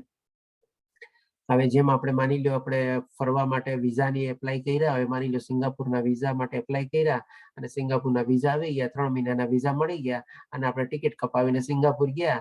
હવે આપણી ત્યાં રહેવાની કેપેસિટી એ માની લો કે 15-20 દિવસ, આપણે 15-20 દિવસ સિંગાપુર રહ્યા, એન્જોય કર્યું, બધું કર્યું અને પાછું બેક ટુ પેવિલિયન. એટલે કે ભાઈ હાલ ભાઈ ઘર ભેગો ચાલ, હવે તારા પૈસા પૂરા થઈ ગયા છે ને તારા વિઝાની વેલિડિટી 3 મહિના પછી તો પૂરી થવાની જ છે. તો એ રીતે જયારે આ લોકો સ્વર્ગલોક પ્રાપ્ત કરે છે, જેટલા એના પુણ્ય કર્મોની વેલિડિટી હોય છે એટલા દિવસો કે મહિના કે વર્ષો ત્યાં રહે છે અને ફરીથી પાછો મૃત્યુલોકમાં આવે છે. એ રીતે ભગવાન શ્રી કૃષ્ણ કહે છે, એ રીતે જે મનુષ્યો 3 વેદોના સિદ્ધાંતોમાં દ્રઢ રહીને ઇન્દ્રિય સુખ પામવા પ્રયત્ન કરે છે. કેટલું ક્લિયર છે કે ભાઈ વેદોનું બધાના સિદ્ધાંતો ને બધાનું પઠન કરે છે, પણ શું અલ્ટિમેટલી શું? તો કે ભાઈ ઈચ્છા માટે. એ શું ઈચ્છા? તો કે ભાઈ ઇન્દ્રિય સુખ ભોગવવા માટે. અને તેઓ નિરંતર જન્મ અને મૃત્યુ પ્રાપ્ત કરતા રહે છે. એટલે કે જસ્ટ એક આપણે રોલર કોસ્ટર જેવી રાઈડ છે, અહીંયાથી નીચે ઉતરો, નીચેથી ઉપર ગયો, ઉપરથી પાછો નીચે આવે, જેમાં આપણે એક આપણે રોલર કોસ્ટર છે, જેમાં આપણે આખો જે ચકડો ફરતો હોય, પેલા આપણે ઉપર જઈએ, પાછા નીચે જઈએ, ઉપર જઈએ, નીચે જઈએ, એમ કરીને સ્વર્ગલોકના પૃથ્વી, સ્વર્ગલોક પૃથ્વી, એમ કરીને આપણે કન્ટિન્યુઅસ ચક્કર આટા ફેરા મારતા જઈએ. એક લિફ્ટની જેમ, લિફ્ટ ઉપર જાય, લિફ્ટ નીચે આવી, લિફ્ટ ઉપર ગઈ, લિફ્ટ નીચે આવી, પણ કઈ કોઈ ફિક્સ જગ્યાએ રહીએ નહીં. આ રીતે ભગવાન શ્રી કૃષ્ણ એ વર્ણવે છે કે જે લોકો ઈચ્છા દ્વારા વેદો ધ્યાનનું બધાનું પઠન કરે છે. હવે આવે છે પાછા બીજી બાજુ, પરંતુ જે લોકો અનન્ય ભાવે મારા દિવ્ય સ્વરૂપનું, અહીંયા પણ પાછું આપણને ક્લેરિટી મળી જાય છે. શું કે છે કે દિવ્ય સ્વરૂપનું ક્યાંય પણ ભગવાન શ્રી કૃષ્ણ નિરાકાર અને નિર્ગુણ રૂપ વર્ણવ્યું જ નથી. આપણે કહીએ ને ભગવાન શ્રી કૃષ્ણ પણ પોતે ના પાડી દીધી છે કે પોસિબલ જ નથી. 6ઠ્ઠા અધ્યાયમાં ધ્યાન યોગમાં એકદમ ક્લિયર કરી દે છે. અને પાછા દરેક અધ્યાયમાં અલગ અલગ જગ્યાએ બી આ વર્ણવે છે કે કેવી રીતે મારી ભક્તિ કરવી. એટલે કે અહીંયા ફરીથી આવે છે દિવ્ય સ્વરૂપનું સદા ચિંતન કરતા રહે છે, એટલે કન્ટિન્યુઅસ ભગવાનનું નામ જપે રાખે છે, મને જ ભજે છે, તેમની જરૂરિયાતોની હું પૂર્તિ કરું છું અને તેમની પાસે જે છે તેનું રક્ષણ કરું છું. ઓલો શ્લોક યાદ કરો જેમાં ભગવાન શ્રી કૃષ્ણે કીધું હતું કે ભાઈ એ દિવ્ય પ્રકૃતિના રક્ષણ હેઠળ આવી જાય છે. અને પાછું આને કનેક્ટ કરો તો કેટલું સરસ સમજાઈ જશે. હવે આ શ્લોક જે છે ને આપણે કહી શકીએ કે ભાઈ આપણે અત્યારે 9મા અધ્યાયમાં છીએ, 18 અધ્યાયમાંથી 9મા અધ્યાય એટલે કે મિડલમાં છીએ, અને આ અધ્યાયમાં 34 શ્લોક છે અને આ 22મો શ્લોક એટલે ઓલમોસ્ટ મિડલની પાસે છે. તો જે એક સરસ મજાનો માની લો ડાયમંડ નેકલેસ હોય અને એમાં જે વચ્ચે એકદમ મોટા ડાયમંડ વાળું એક પેન્ડન્ટ હોય ને એ ટાઈપનો એક શ્લોક આપણે એની સાથે કમ્પેર કરી શકીએ, એટલો સરસ આ શ્લોક છે. શું કે છે ભગવાન શ્રી કૃષ્ણ કે તેમની જરૂરિયાતોને પૂર્તિ કરું છે. એટલે માની લો એને કઈ જોતું કરતું બી હોય એ તો ભક્તિમાં લીન છે, ભગવાનને ખબર છે ભાઈ એને શું જોવે છે, એની જરૂરિયાત ઓટોમેટિકલી પૂરી કરી દે છે. એને કોઈ કહેવાની જરૂર નથી પડતી અથવા તો ભીખ માંગવાની બી જરૂર પડતી નથી. અને પ્લસ સાથે સાથે કે છે એની પાસે જે છે એનું રક્ષણ બી હું કરું છું. હવે આમાં કોઈ મને 2 દાખલા આપી શકે કે એક તો ભગવાન શ્રી કૃષ્ણ એમની જરૂરિયાતો પૂરી કરી હોય એના ભક્તની, અને ભગવાન શ્રી કૃષ્ણ એની પાસે જે છે એનું રક્ષણ બી કર્યું હોય. મહેશ પ્રભુજી આપ રહેવા દેજો, આપ તો રિપીટર છો એટલે બીજા કોઈ નવા ભક્તોમાંથી કોઈ મને એક્ઝામ્પલ આપે. ચેટ બોક્સમાં બી ટાઈપ કરી શકો છો. નરસિંહ મહેતા. નરસિંહ મહેતા, ઓકે ચાલો હજી ઓર એપ્રોપ્રિએટ એક્ઝામ્પલ આપો. દ્રૌપદી. દ્રૌપદીને તો જરૂરિયાત તો નહીં પણ એ ચિંતામાં હતી એટલે એમાં આવે. અહીંયા તો શું છે જરૂરિયાતો પૂરી પાડે છે એટલે એની એ ટાઈપની એને જરૂરત હતી.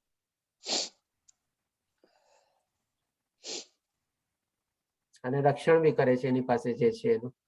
જે કોઈ એક્ઝામ્પલ આપી શકે છે? મીરાબાઈ નું રક્ષણ કરે છે. જી હા, ઓકે ચાલો. મયંક પ્રભુજીએ લખેલું છે સુદામા, બરાબર. તો ઈ આ ડેફિનેટલી આમાં પૂરું થાય છે જે ભગવાન શ્રી કૃષ્ણ એની જરૂરિયાતોને પૂર્તિ કરે છે. એટલે કે ભગવાન શ્રી કૃષ્ણ સુદામાની જે જરૂરિયાત હતી બધી પૂર્તિ કરે છે. સુદામાએ માંગવાની જરૂરત બી રહેતી નથી. અને એની પણ એક સરસ મજાની સ્ટોરી આપણે ખબર જ હશે. અને અહીંયા જે છે તેમની પાસે જે છે તેનું રક્ષણ કરે છે. હવે આમાં તમે હોઈ શકે કે ભાઈ દ્રૌપદીનું એક્ઝામ્પલ આપી શકો કે ભાઈ દ્રૌપદીનું રક્ષણ કર્યું હતું. અને હજી એક ઓર સરસ એક્ઝામ્પલ છે, જો કોઈ આપી શકે તો વધારે સારું લાગશે, ગમશે. એકદમ એપરન્ટ એક્ઝામ્પલ છે, તમે જ્યાં સાંભળીને તમને હશે ક્યારે વાહ કેટલી કોમન ચીજ છે, હું ના આપી શક્યા આપણે. અર્જુન, જી હા, સેજલ પ્રભુજી કે માતાજીએ લખેલું છે અર્જુન, બરાબર. તો આજે અર્જુન એટલે કે આપણે પાંડવ સેન્સમાં બી લઈ શકીએ એને, કે એમની પાસે જે છે તો ભગવાન શ્રી કૃષ્ણ રક્ષણ બી કર્યું, એમની રાજ્ય ને બધું એમને પાછું અપાવ્યું. અર્જુનને સરસ મજાનું જ્ઞાન આપ્યું જેનું આપણે અત્યારે બી લઈ રહ્યા છીએ, એની દોરવણી કરી અને એનું રક્ષણ કરીને બધા જગ્યાએથી એને જ્યાં જ્યાં પ્રોટેક્શનની જરૂર હતી ભગવાન શ્રી કૃષ્ણ કુરુક્ષેત્રના મેદાનમાં એનું રક્ષણ કર્યું. અને એમની પાસે એ લોકોને જે હસ્તિનાપુર ને બધાનું જે રાજ્ય હતું એ પણ એમને પાછું અપાવ્યું. આ રીતે આપણે એક્ઝામ્પલ લીધા. હવે જોઈએ ભગવાન શ્રી કૃષ્ણ 23મા શ્લોકમાં શું કહે છે. હે કુંતી પુત્ર, જે મનુષ્ય અન્ય દેવોના ભક્ત છે અને તેમની શ્રદ્ધાપૂર્વક પૂજા કરે છે તેઓ વાસ્તવમાં પરોક્ષ રીતે મારી જ પૂજા કરે છે, પરંતુ તેમની તે ઉપાસના અવિધિપૂર્વક અર્થાત યોગ્ય જ્ઞાનથી રહિત હોય છે. હવે ડેફિનેટલી અવિધિપૂર્વક અથવા યોગ્ય જ્ઞાનથી રહિત શું કામ કહે છે કે ભાઈ કંઈક ને કંઈક ઈચ્છા માટે લોકો ભગવાન આ બધા દેવી દેવતાની પૂજા કરતા હોય છે. અને દેવી દેવતા બી બધા તો ભગવાનની હેઠળ જ છે ને, એટલે ઇનડાયરેક્ટલી પૂજા પછી ભગવાન શ્રી કૃષ્ણની જ કરી રહ્યા છે. એટલા માટે કે છે કે તેઓ વાસ્તવમાં પરોક્ષ રીતે મારી જ પૂજા કરે છે. આ રીતે આપણે સમજવાનું છે કે દેવી દેવતાને આપણે જે કંઈક ને કંઈક ફળ માટે કરીએ છીએ, નો ડાઉટ ભગવાન શ્રી કૃષ્ણને આપણે કરીએ છીએ, પણ એ એમના સુધી પહોંચતી નથી, કારણ કે આપણે દેવી દેવતાને પૂજ્યા અને ફળની ઈચ્છા સાથે પૂજ્યા. તો ભગવાન શ્રી બાકી બધા દેવી દેવતાએ આપણી ભગવાન પૂજા ત્યાં સુધી ભગવાન શ્રી કૃષ્ણ પહોંચાડી અને કીધું કે ભાઈ ઠીક છે, એને રિટર્નમાં જે છે ને એ આપી દે, એટલે કે આપણી ભક્તિ વિથ રિટર્ન પાછી આવી ગઈ. આપણી એ આપણા આધ્યાત્મિક કર્મોમાં ગણાણી નહીં, કારણ કે આપણે સકામ અથવા તો ફળની ઈચ્છાથી આપણે કરી હતી એટલા માટે. હવે પછી ભગવાન શ્રી કૃષ્ણ અલગ અલગ સિચ્યુએશન બતાવે છે આપણને કે જે લોકો દેવોને પૂજે છે તેઓ દેવ યોનિમાં જન્મ લે છે, જેઓ પિતૃઓને પૂજે છે તેઓ પિતૃઓ પાસે જાય છે, જેઓ ભૂત પ્રેતની ઉપાસના કરે છે તેઓ તેવા પ્રકારના જીવમાં જન્મ લે છે, પરંતુ જેઓ મને ભજે છે તેઓ મારી સાથે નિવાસ કરે છે. એટલે કે ભગવાન શ્રી કૃષ્ણની જે ભક્તિ કરતું હોય એ ભગવાન શ્રી કૃષ્ણની સાથે જ રહે છે, એમના ધામમાં રહે છે, એમની મુક્તિ થઈ જાય છે અથવા એને મોક્ષ પામે છે. અને બાકી તો જેમ જેમ આપણે જે સ્ટેશનની ટિકિટ કટાવી હોય એ ત્યાં જ આપણે જવાના છે. માની લો આપણે બોમ્બેની ફ્લાઇટની ટિકિટ કઢાવી હોય તો એરપોર્ટ જઈએ તો આપણે બોમ્બેની જ બોર્ડિંગ પાસ, ફ્લાઇટનો બોર્ડિંગ પાસ મળે, નહીં કે કોઈ દિલ્હીનો બોર્ડિંગ પાસ મળે. તો ડેફિનેટલી જેમ જેમ જે લોકો સ્વર્ગ પ્રાપ્તિ માટે દેવી દેવતાની પૂજા કરે છે તે પ્રમાણે સ્વર્ગમાં જાય છે. અને પિતૃઓની કેટલાક ઘણા લોકો આવા રાક્ષસ ને આ બધી આજની તારીખમાં આ બધું ચાલતું હોય છે, ભેદભૂતોની પૂજા ને બધું કરતા હોય છે, તો એ પ્રમાણે એ લોકો ત્યાં જાય છે. આ રીતે ભગવાન શ્રી કૃષ્ણ અહીંયા સમજાવે છે. હવે પછી 26મા શ્લોકમાં ભગવાન શ્રી કૃષ્ણ કહે છે, જો કોઈ મનુષ્ય પ્રેમ તથા ભક્તિપૂર્વક મને પર્ણ, ફૂલ, ફળ કે જળ અર્પણ કરે છે તો હું તેનો સ્વીકાર કરું છું. એટલે કે અહીંયા છે ને ભગવાન શ્રી કૃષ્ણ જે આપણને સમજાવવા માંગે છે ને એને આપણે બે જ રીતે સમજી લઈએ. એક આપણે એનો જે લિટરલ મિનિંગ છે એ રીતે, અને જે એક આપણે પ્રેક્ટિકલી કેવી રીતે આપણે એને એપ્લાય કરવું જોઈએ એ બી આપણે સમજીએ. સૌથી પહેલા તો લિટરલ રીતે ભગવાન શ્રી કૃષ્ણ કહે છે કે કોઈ પણ મને પ્રેમ અથવા ભક્તિપૂર્વક, કારણ કે ભગવાન શ્રી કૃષ્ણ શેના ભૂખ્યા છે તો કે પ્રેમ અને ભક્તિના જ ભૂખ્યા છે.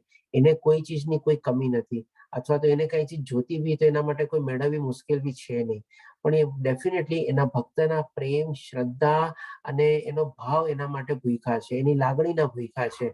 એટલા માટે ભગવાન શ્રી કૃષ્ણ કહે છે કે જે કોઈ પણ મને પર્ણ, ફૂલ, ફળ જે અર્પણ કરે છે તે હું તેને સ્વીકાર કરું છું. એટલે કે કોઈ માની લો હોય ભક્ત, સરસ મજાનો ભક્ત કે જેની ભક્તિ બહુ જ અનન્ય ભક્તિ ટાઈપ છે, પણ હવે થોડું ઘણું આપણે માની લો એની પાસે દ્રવ્યની ઓછું છે, તો એ એક પર્ણ એટલે કે પાંદડી, તુલસી પાન બી જો ભગવાન શ્રી કૃષ્ણને અર્પણ કરી દઈએ, એક ફૂલ બી બગીચામાંથી ક્યાંયથી બી મળી જાય, ફળ એટલે કે નાનામાં નાનું કેળું જેવું બી ફળ લઈ લઈએ, અને જળ તો ડેફિનેટલી બધી ક્યાંય બી મળી જાય. તો આટલી ચીજમાંથી અથવા આમાંથી બી કોઈ બી એક ચીજ બી ભગવાનને પૂરા ભાવ અને શ્રદ્ધાથી જો અર્પણ કરે તો એની બી ભગવાન શ્રી કૃષ્ણ એની ભક્તિ બી સ્વીકારે છે, અને એની જે ભેટ રૂપા જે આ ભગવાન શ્રી કૃષ્ણ જે અર્પણ કરે છે એ પણ ભગવાન શ્રી કૃષ્ણ કહે છે હું સ્વીકારું છું.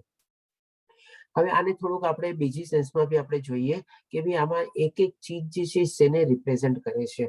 સૌથી પહેલા આપણે પર્ણને લઈએ. એટલે પર્ણ એટલે કે શું? પાંદડું.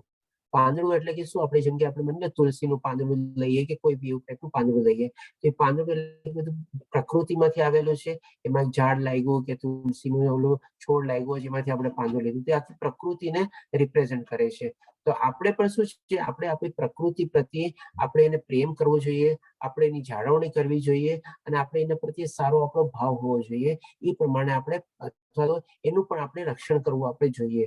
આ રીતે ભગવાન શ્રી કૃષ્ણનો મતલબ છે કે આપણે જે ભૌતિક દુનિયા જે છે, ભૌતિક પ્રકૃતિ છે, એને પણ પ્રેમ કરવાનો છે. આપણે ભલે એના મોહ અને એના આકર્ષણથી આપણે આકર્ષિત નથી થવાનું, પણ એને પ્રેમ કરીને એની જાળવણી કરવાની છે, એને સરખી રીતે સુરક્ષિત રાખવાની છે. એ આપણી ડ્યુટી છે. તો એ પણ એક ટાઈપની ભક્તિ છે આપણે, કારણ કે આપણે આજે પ્રકૃતિને કેટલી બગાડીએ છીએ, કેટલી પોલ્યુટેડ કરીએ છીએ, કેટલી બધી આમ ગંદી કરીએ છીએ આપણે, તો એ આપણે ભગવાન શ્રી કૃષ્ણની ભક્તિ ન કહેવાય. આપણે ડેફિનેટલી ખોટું કર્યું કહેવાય. આ રીતે પર્ણનો મિનિંગ છે. પછી ફૂલ એટલે કે ફૂલ છે ને એક કોમળતાનું પ્રતીક છે. તો જ્યારે બી આપણે ભગવાન શ્રી કૃષ્ણની ભક્તિ કરીએ છીએ ત્યારે આપણે કોમળ હૃદયપૂર્વક ભગવાનની ભક્તિ કરવી જોઈએ. એમાં પણ નહીં કે આપણો કોઈ જાતનો ઈગો હોય કે ભાઈ હા હું તો ભગવાનની ભક્તિ કરું છું, હું 16 માળા જપ કરું છું, એવું ટાઈપથી બી નહીં. કોમળ હૃદયથી આપણે ભગવાનની ભક્તિ કરવાની છે, અને ડેફિનેટલી નિસ્વાર્થ ભાવે ભગવાનની ભક્તિ કરવાની છે. પછી આવે છે ફળ, એટલે કે જેમ આપણે કોઈ બી એક નાનું જેમ કે કેળુંનું એક્ઝામ્પલ લીધું, તો એ ફળ એનું પ્રતીક થઈ જાય છે. આપણે કે ભાઈ એને બી આપણે આરોગીને આપણે આપણું સરસ મજાનું નિર્વાહ ને બધું કરી શકીએ છીએ. અને પછી આવે છે જળ. હવે જળ શેનું પ્રતીક છે?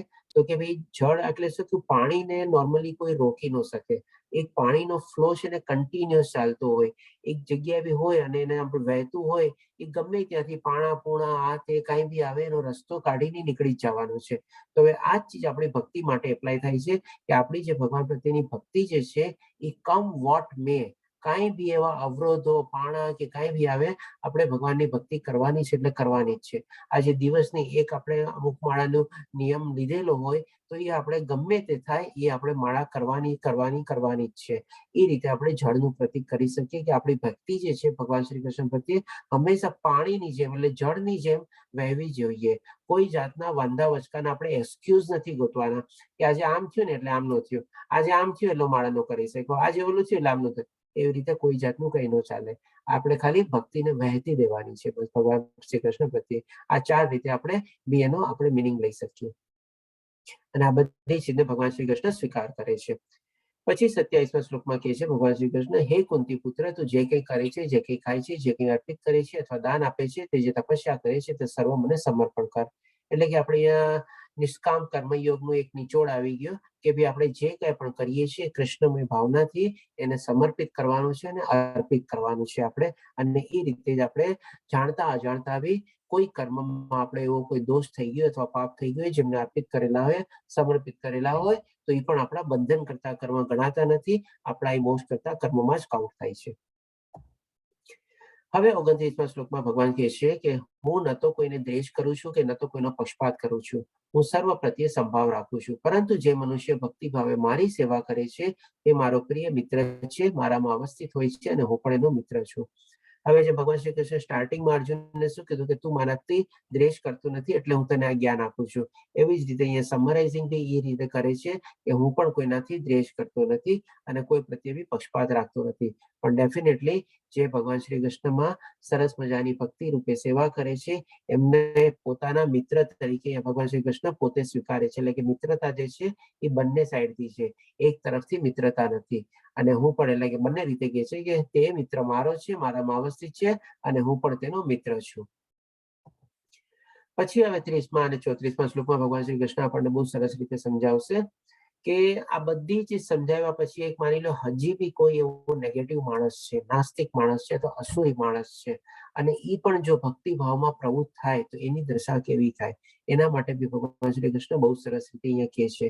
30મા શ્લોકમાં કહે છે અત્યંત ઘૃણાસ્પદ, એટલે કે મારી ઘૃણા કરતો હોય, મારી નિંદા કરતો હોય, મારો ઉપહાસ કરતો હોય, મારું અપમાન કરતો હોય, કઈ બી કરતો હોય, એટલે કે અસુરીમાં અસુરી માણસ છે. એટલે કે અત્યંત એટલે કે એક્સ્ટ્રીમ કેસમાં ઘૃણાસ્પદ એટલે કે જે નેગેટિવ ક્વોલિટીઝ વાળો કર્મ કરનાર કોઈ મનુષ્ય, એટલે આવો જો કર્મ કરનાર કોઈ મનુષ્ય હોય, જો ભક્તિ ભાવે મારી સેવામાં પરોવાયેલા રહે છે તો તેને સાધુ માનવો જોઈએ.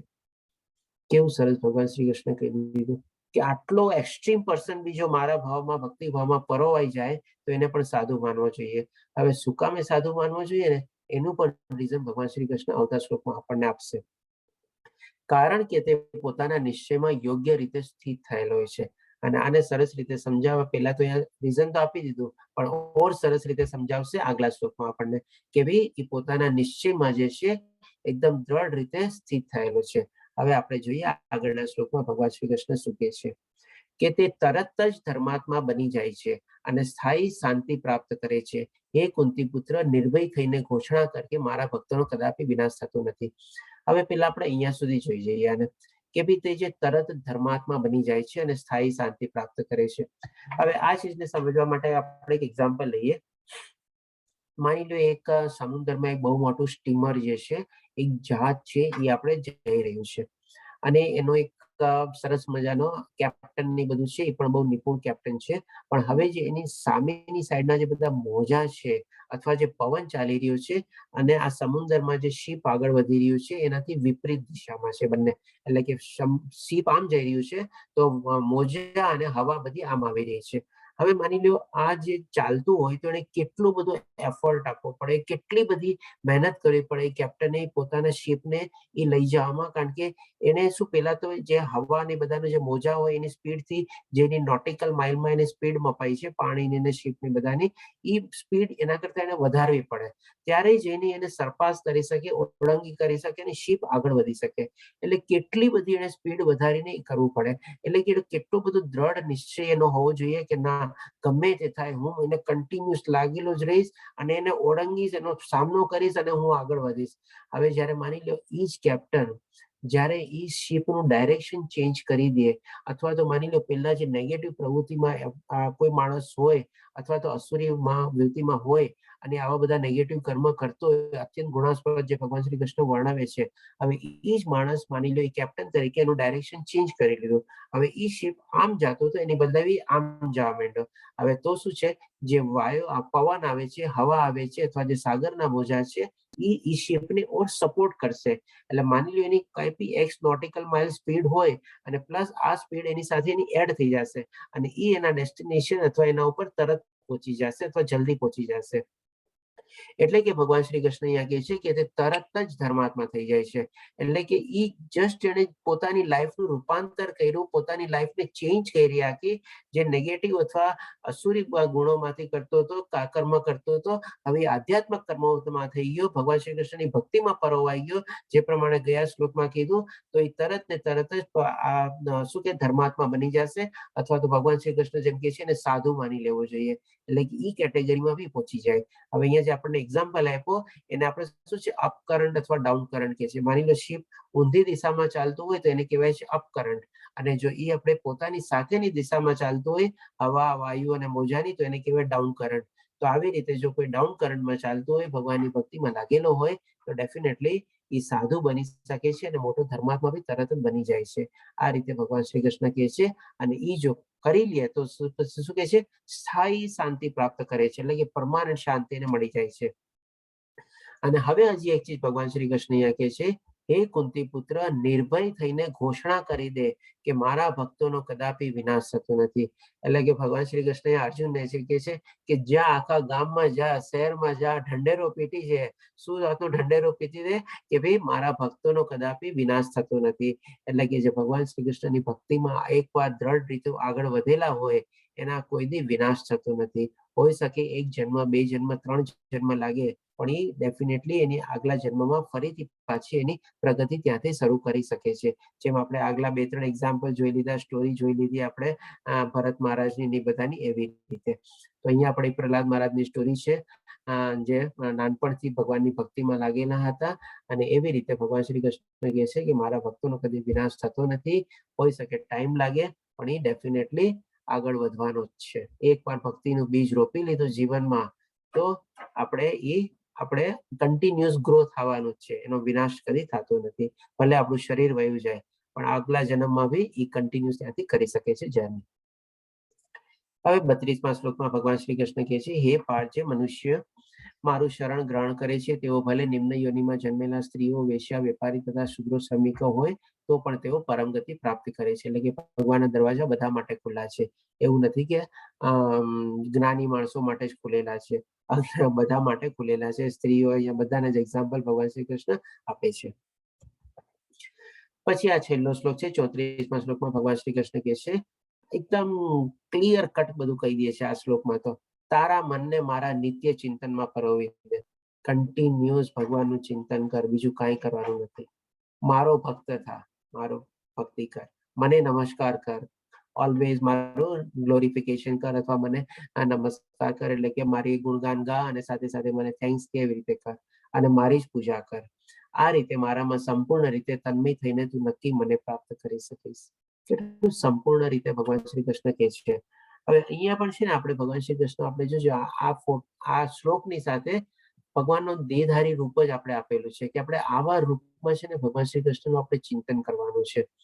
દેહધારી રૂપમાં, દ્વિભુજા રૂપમાં, શ્યામ સુંદર રૂપમાં, જે બ્લુઇશ ટાઈપનું જે ભગવાન શ્રી કૃષ્ણનું જે બોડી જે દેખાડે છે, એ સરસ મજાનું અહીંયા મોરપીંછ છે, આ હાથમાં બાંસુરી છે, આ ગળામાં સરસ મજાનો હાર છે. આ ટાઈપમાં જે આપણે ભગવાન શ્રી કૃષ્ણનું ચિંતન કરીએ, ઇવન આપણા મોબાઈલ કે ક્યાંય બી આવી ટાઈપનું આપણે વોલપેપર કે લગાડી લઈએ, કન્ટિન્યુઅસલી જ્યારે આપણે મનમાં મંત્ર જાપ કરતા હોઈએ, આ ટાઈપથી ભગવાનને ચિંતન કરતા રહીએ, તો કેટલું સરસ લાગે આપણને. સત્ય ચિત્ત આનંદ જેવો એકદમ લાગે આપણને. આ રીતે ભગવાન શ્રી કૃષ્ણ કહે છે. અહીંયા આપણો 9મો અધ્યાય પૂરો થાય છે. 5 મિનિટ મેં આપની વધારે લીધી, તો ધન્યવાદ તે બદલ. હવે કોઈના પ્રશ્ન હોય તો લઈ શકીએ છીએ આપણે. હરે કૃષ્ણ, જય શ્રી કૃષ્ણ સર્વેને. થોડોક અઘરો અધ્યાય હતો, આઈ હોપ કે ભી ક્લિયર થયું હશે. હરે કૃષ્ણ પ્રભુજી. હરે કૃષ્ણ માતાજી, બોલો. હાજી, બસ મને મારો પ્રશ્ન નથી, પણ મારે ખાસ આભાર માનવાનો છે કે શ્લોક 5માં ઇસ્કોનના દાખલા થી તમે બહુ સરસ રીતે સમજાવ્યું, એકદમ ગળે ઉતરી ગઈ વાત. ઇસ્કોનનો જે સેન્ટરનો દાખલો આપ્યો, એકદમ મનમાં ઉતરી ગઈ વસ્તુ, એટલે હવે ક્યારેય નહીં ભૂલાય. એકદમ થેન્ક યુ પ્રભુજી, થેન્ક યુ. હરે કૃષ્ણ, હરે કૃષ્ણ. જે લક્ષ્મી પ્રભુજી આપનો પ્રશ્ન. પ્રભુજી મારે એક પૂછવાનું 20મા હા મહેશ શ્લોકમાં આપે પ્રભુજી બોલો. 20મા શ્લોકમાં આપે કહ્યું હમ. કે ઇન્દ્રિય સુખ પ્રાપ્ત કરે છે જે પુણ્ય કર્મ કમાયેલ હોય ને એનું પુણ્ય કર્મ જેટલું જમા હોય એટલો વખત સુધી સ્વર્ગીય ઇન્દ્રિય સુખ પ્રાપ્ત કરે, બરોબર. હવે એ જો એનું ત્યાં બધું વપરાઈ જાય છે પછી પાછો મૃત્યુ લોકમાં જન્મ પામે છે, બરોબર. તો પછી કેરી ફોરવર્ડ કેવી રીતે થાય? તો ખર્ચાઈ ગયું ને? હા, ખર્ચાઈ ગયું એટલે તો પાછો આવ્યો ને. હા, પાછો આવ્યો એટલે બરોબર છે, પણ આપણે એમ કહીએ છીએ ને કે આગલા જન્મના પુણ્યના હિસાબે અત્યારે આપણે ભોગવી રહ્યા હોય છે વર્તમાનમાં, તો એ તો ખર્ચાઈ ગયું પછી કેરી ફોરવર્ડ કેવી રીતે થાય? તમે એ શ્લોકને ધ્યાનપૂર્વક વાંચો, એમાં શું લખેલું છે, એના પાપ કર્મો નષ્ટ થઈ ગયા છે. દેટ મીન્સ કે એના જે આધ્યાત્મિક કર્મ છે અથવા જે સારા કર્મ છે અથવા જે પુણ્ય કર્મ છે એના કારણે એને સ્વર્ગલોક મળ્યું છે. અને એ જેટલા એના કર્મો વધારે હશે અથવા એની તીવ્રતા વધારે હશે અથવા તો એનું મેગ્નિટ્યુડ વધારે હશે એટલા દિવસો એ ત્યાં રહેશે સ્વર્ગલોકમાં, એ બધાને ભોગવશે.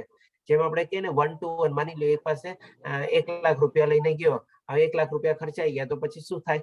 એવી રીતે તો માની લો એવું સારા કર્મ જેના પાપ કર્મ પુણ્ય પાપ કર્મ સદંતર રીતે નષ્ટ પામ્યા છે, એ શ્લોકમાં ક્લિયરલી લખેલું છે, અને એના પુણ્ય કર્મોના દ્વારા એ સ્વર્ગલોક પામશે. એકવાર ફરીથી જુઓ 20મો શ્લોક તમે.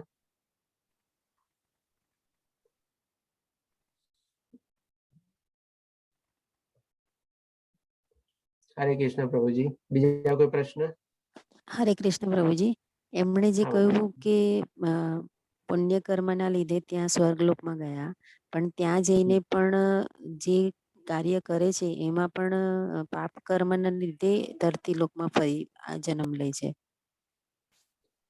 આમાં થોડુંક ઓલું થાય છે, કારણ કે એકવાર જ્યાં સ્વર્ગલોક મળી ગયું છે એ એના પુણ્ય કર્મોના કારણે જ એને મળ્યું છે ને. પુણ્ય કર્મ જેટલા વધારે અથવા ઓછા હશે એ એને ડિટરમાઇન કરે છે કેટલા દિવસો એને ત્યાં રહેવું, કેટલા વખત ત્યાં રહેવું. અને ત્યાં જઈને પછી છે ને નોર્મલી કોઈ કર્મ કે કઈ એવું કરવાનું રહેતું નથી, કારણ કે ત્યાં તો ભૌતિક દુનિયાથી પરે છે ને, તો પછી મોહ માયાના આકર્ષણમાં તો ત્યાં કઈ અંજાતો નથી અથવા મોહ થતો જ નથી.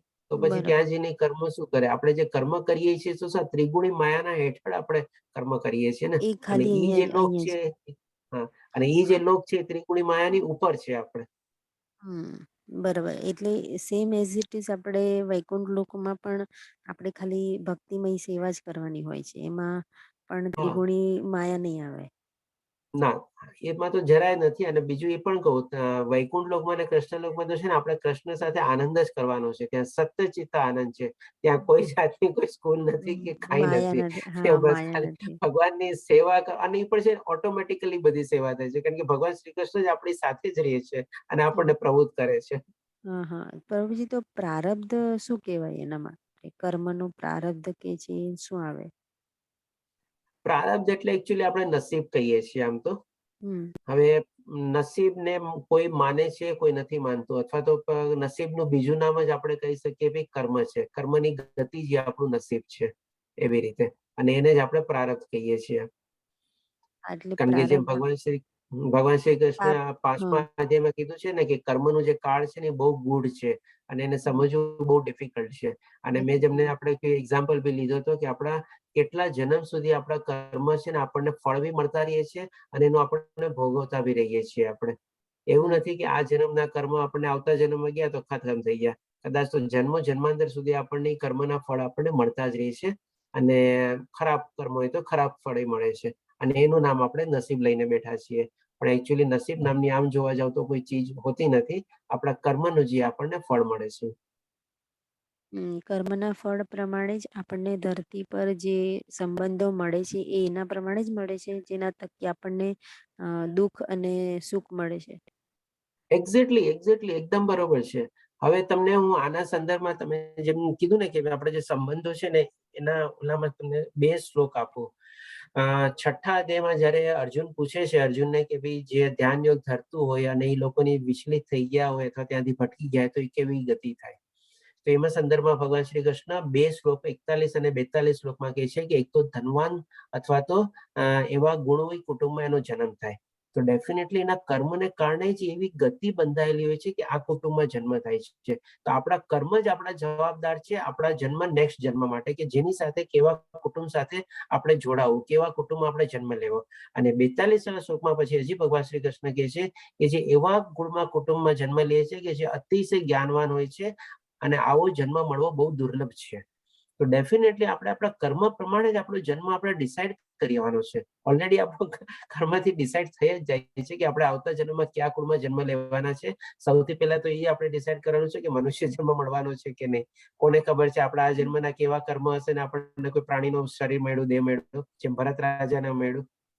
બરાબર પ્રભુજી, તો આપણે ગયા જન્મમાં કઈક એવા કર્મ કર્યા હશે જે પ્રમાણે આ વખતે આપણને આ કુળમાં જન્મ મળ્યો, એ હમણાં આપણે સમજી શકીએ. હા, એકદમ બરોબર. અને સૌથી પહેલા તો છે ને મનુષ્ય જન્મ મળ્યો છે એટલે થોડા ઘણા તો આપણે બધા પુણ્ય કર્મ કર્યા જ છે, પણ સાથે સાથે આપણે પાપ કર્મ બી કર્યા છે. એટલે જ અહીંયા આવીને બધું આપણે ભોગવીએ છીએ, જન્મ મૃત્યુ જરા વ્યાધિની તકલીફ.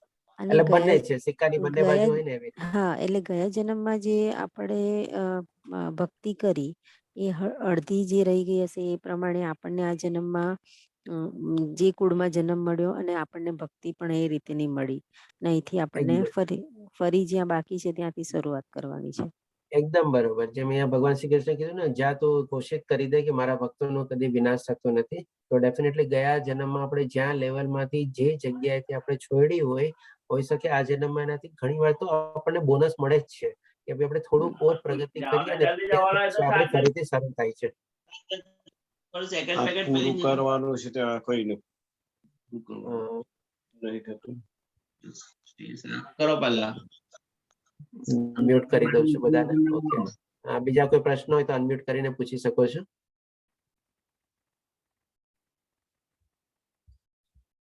હરે કૃષ્ણ.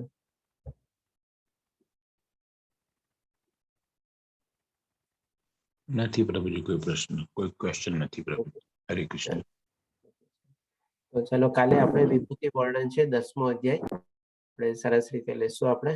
તો હરે કૃષ્ણ, જય શ્રી કૃષ્ણ સર્વેને. હરે કૃષ્ણ, જય શ્રી કૃષ્ણ. જય શ્રી કૃષ્ણ. હરે કૃષ્ણ, જય શ્રી કૃષ્ણ. હરે કૃષ્ણ, જય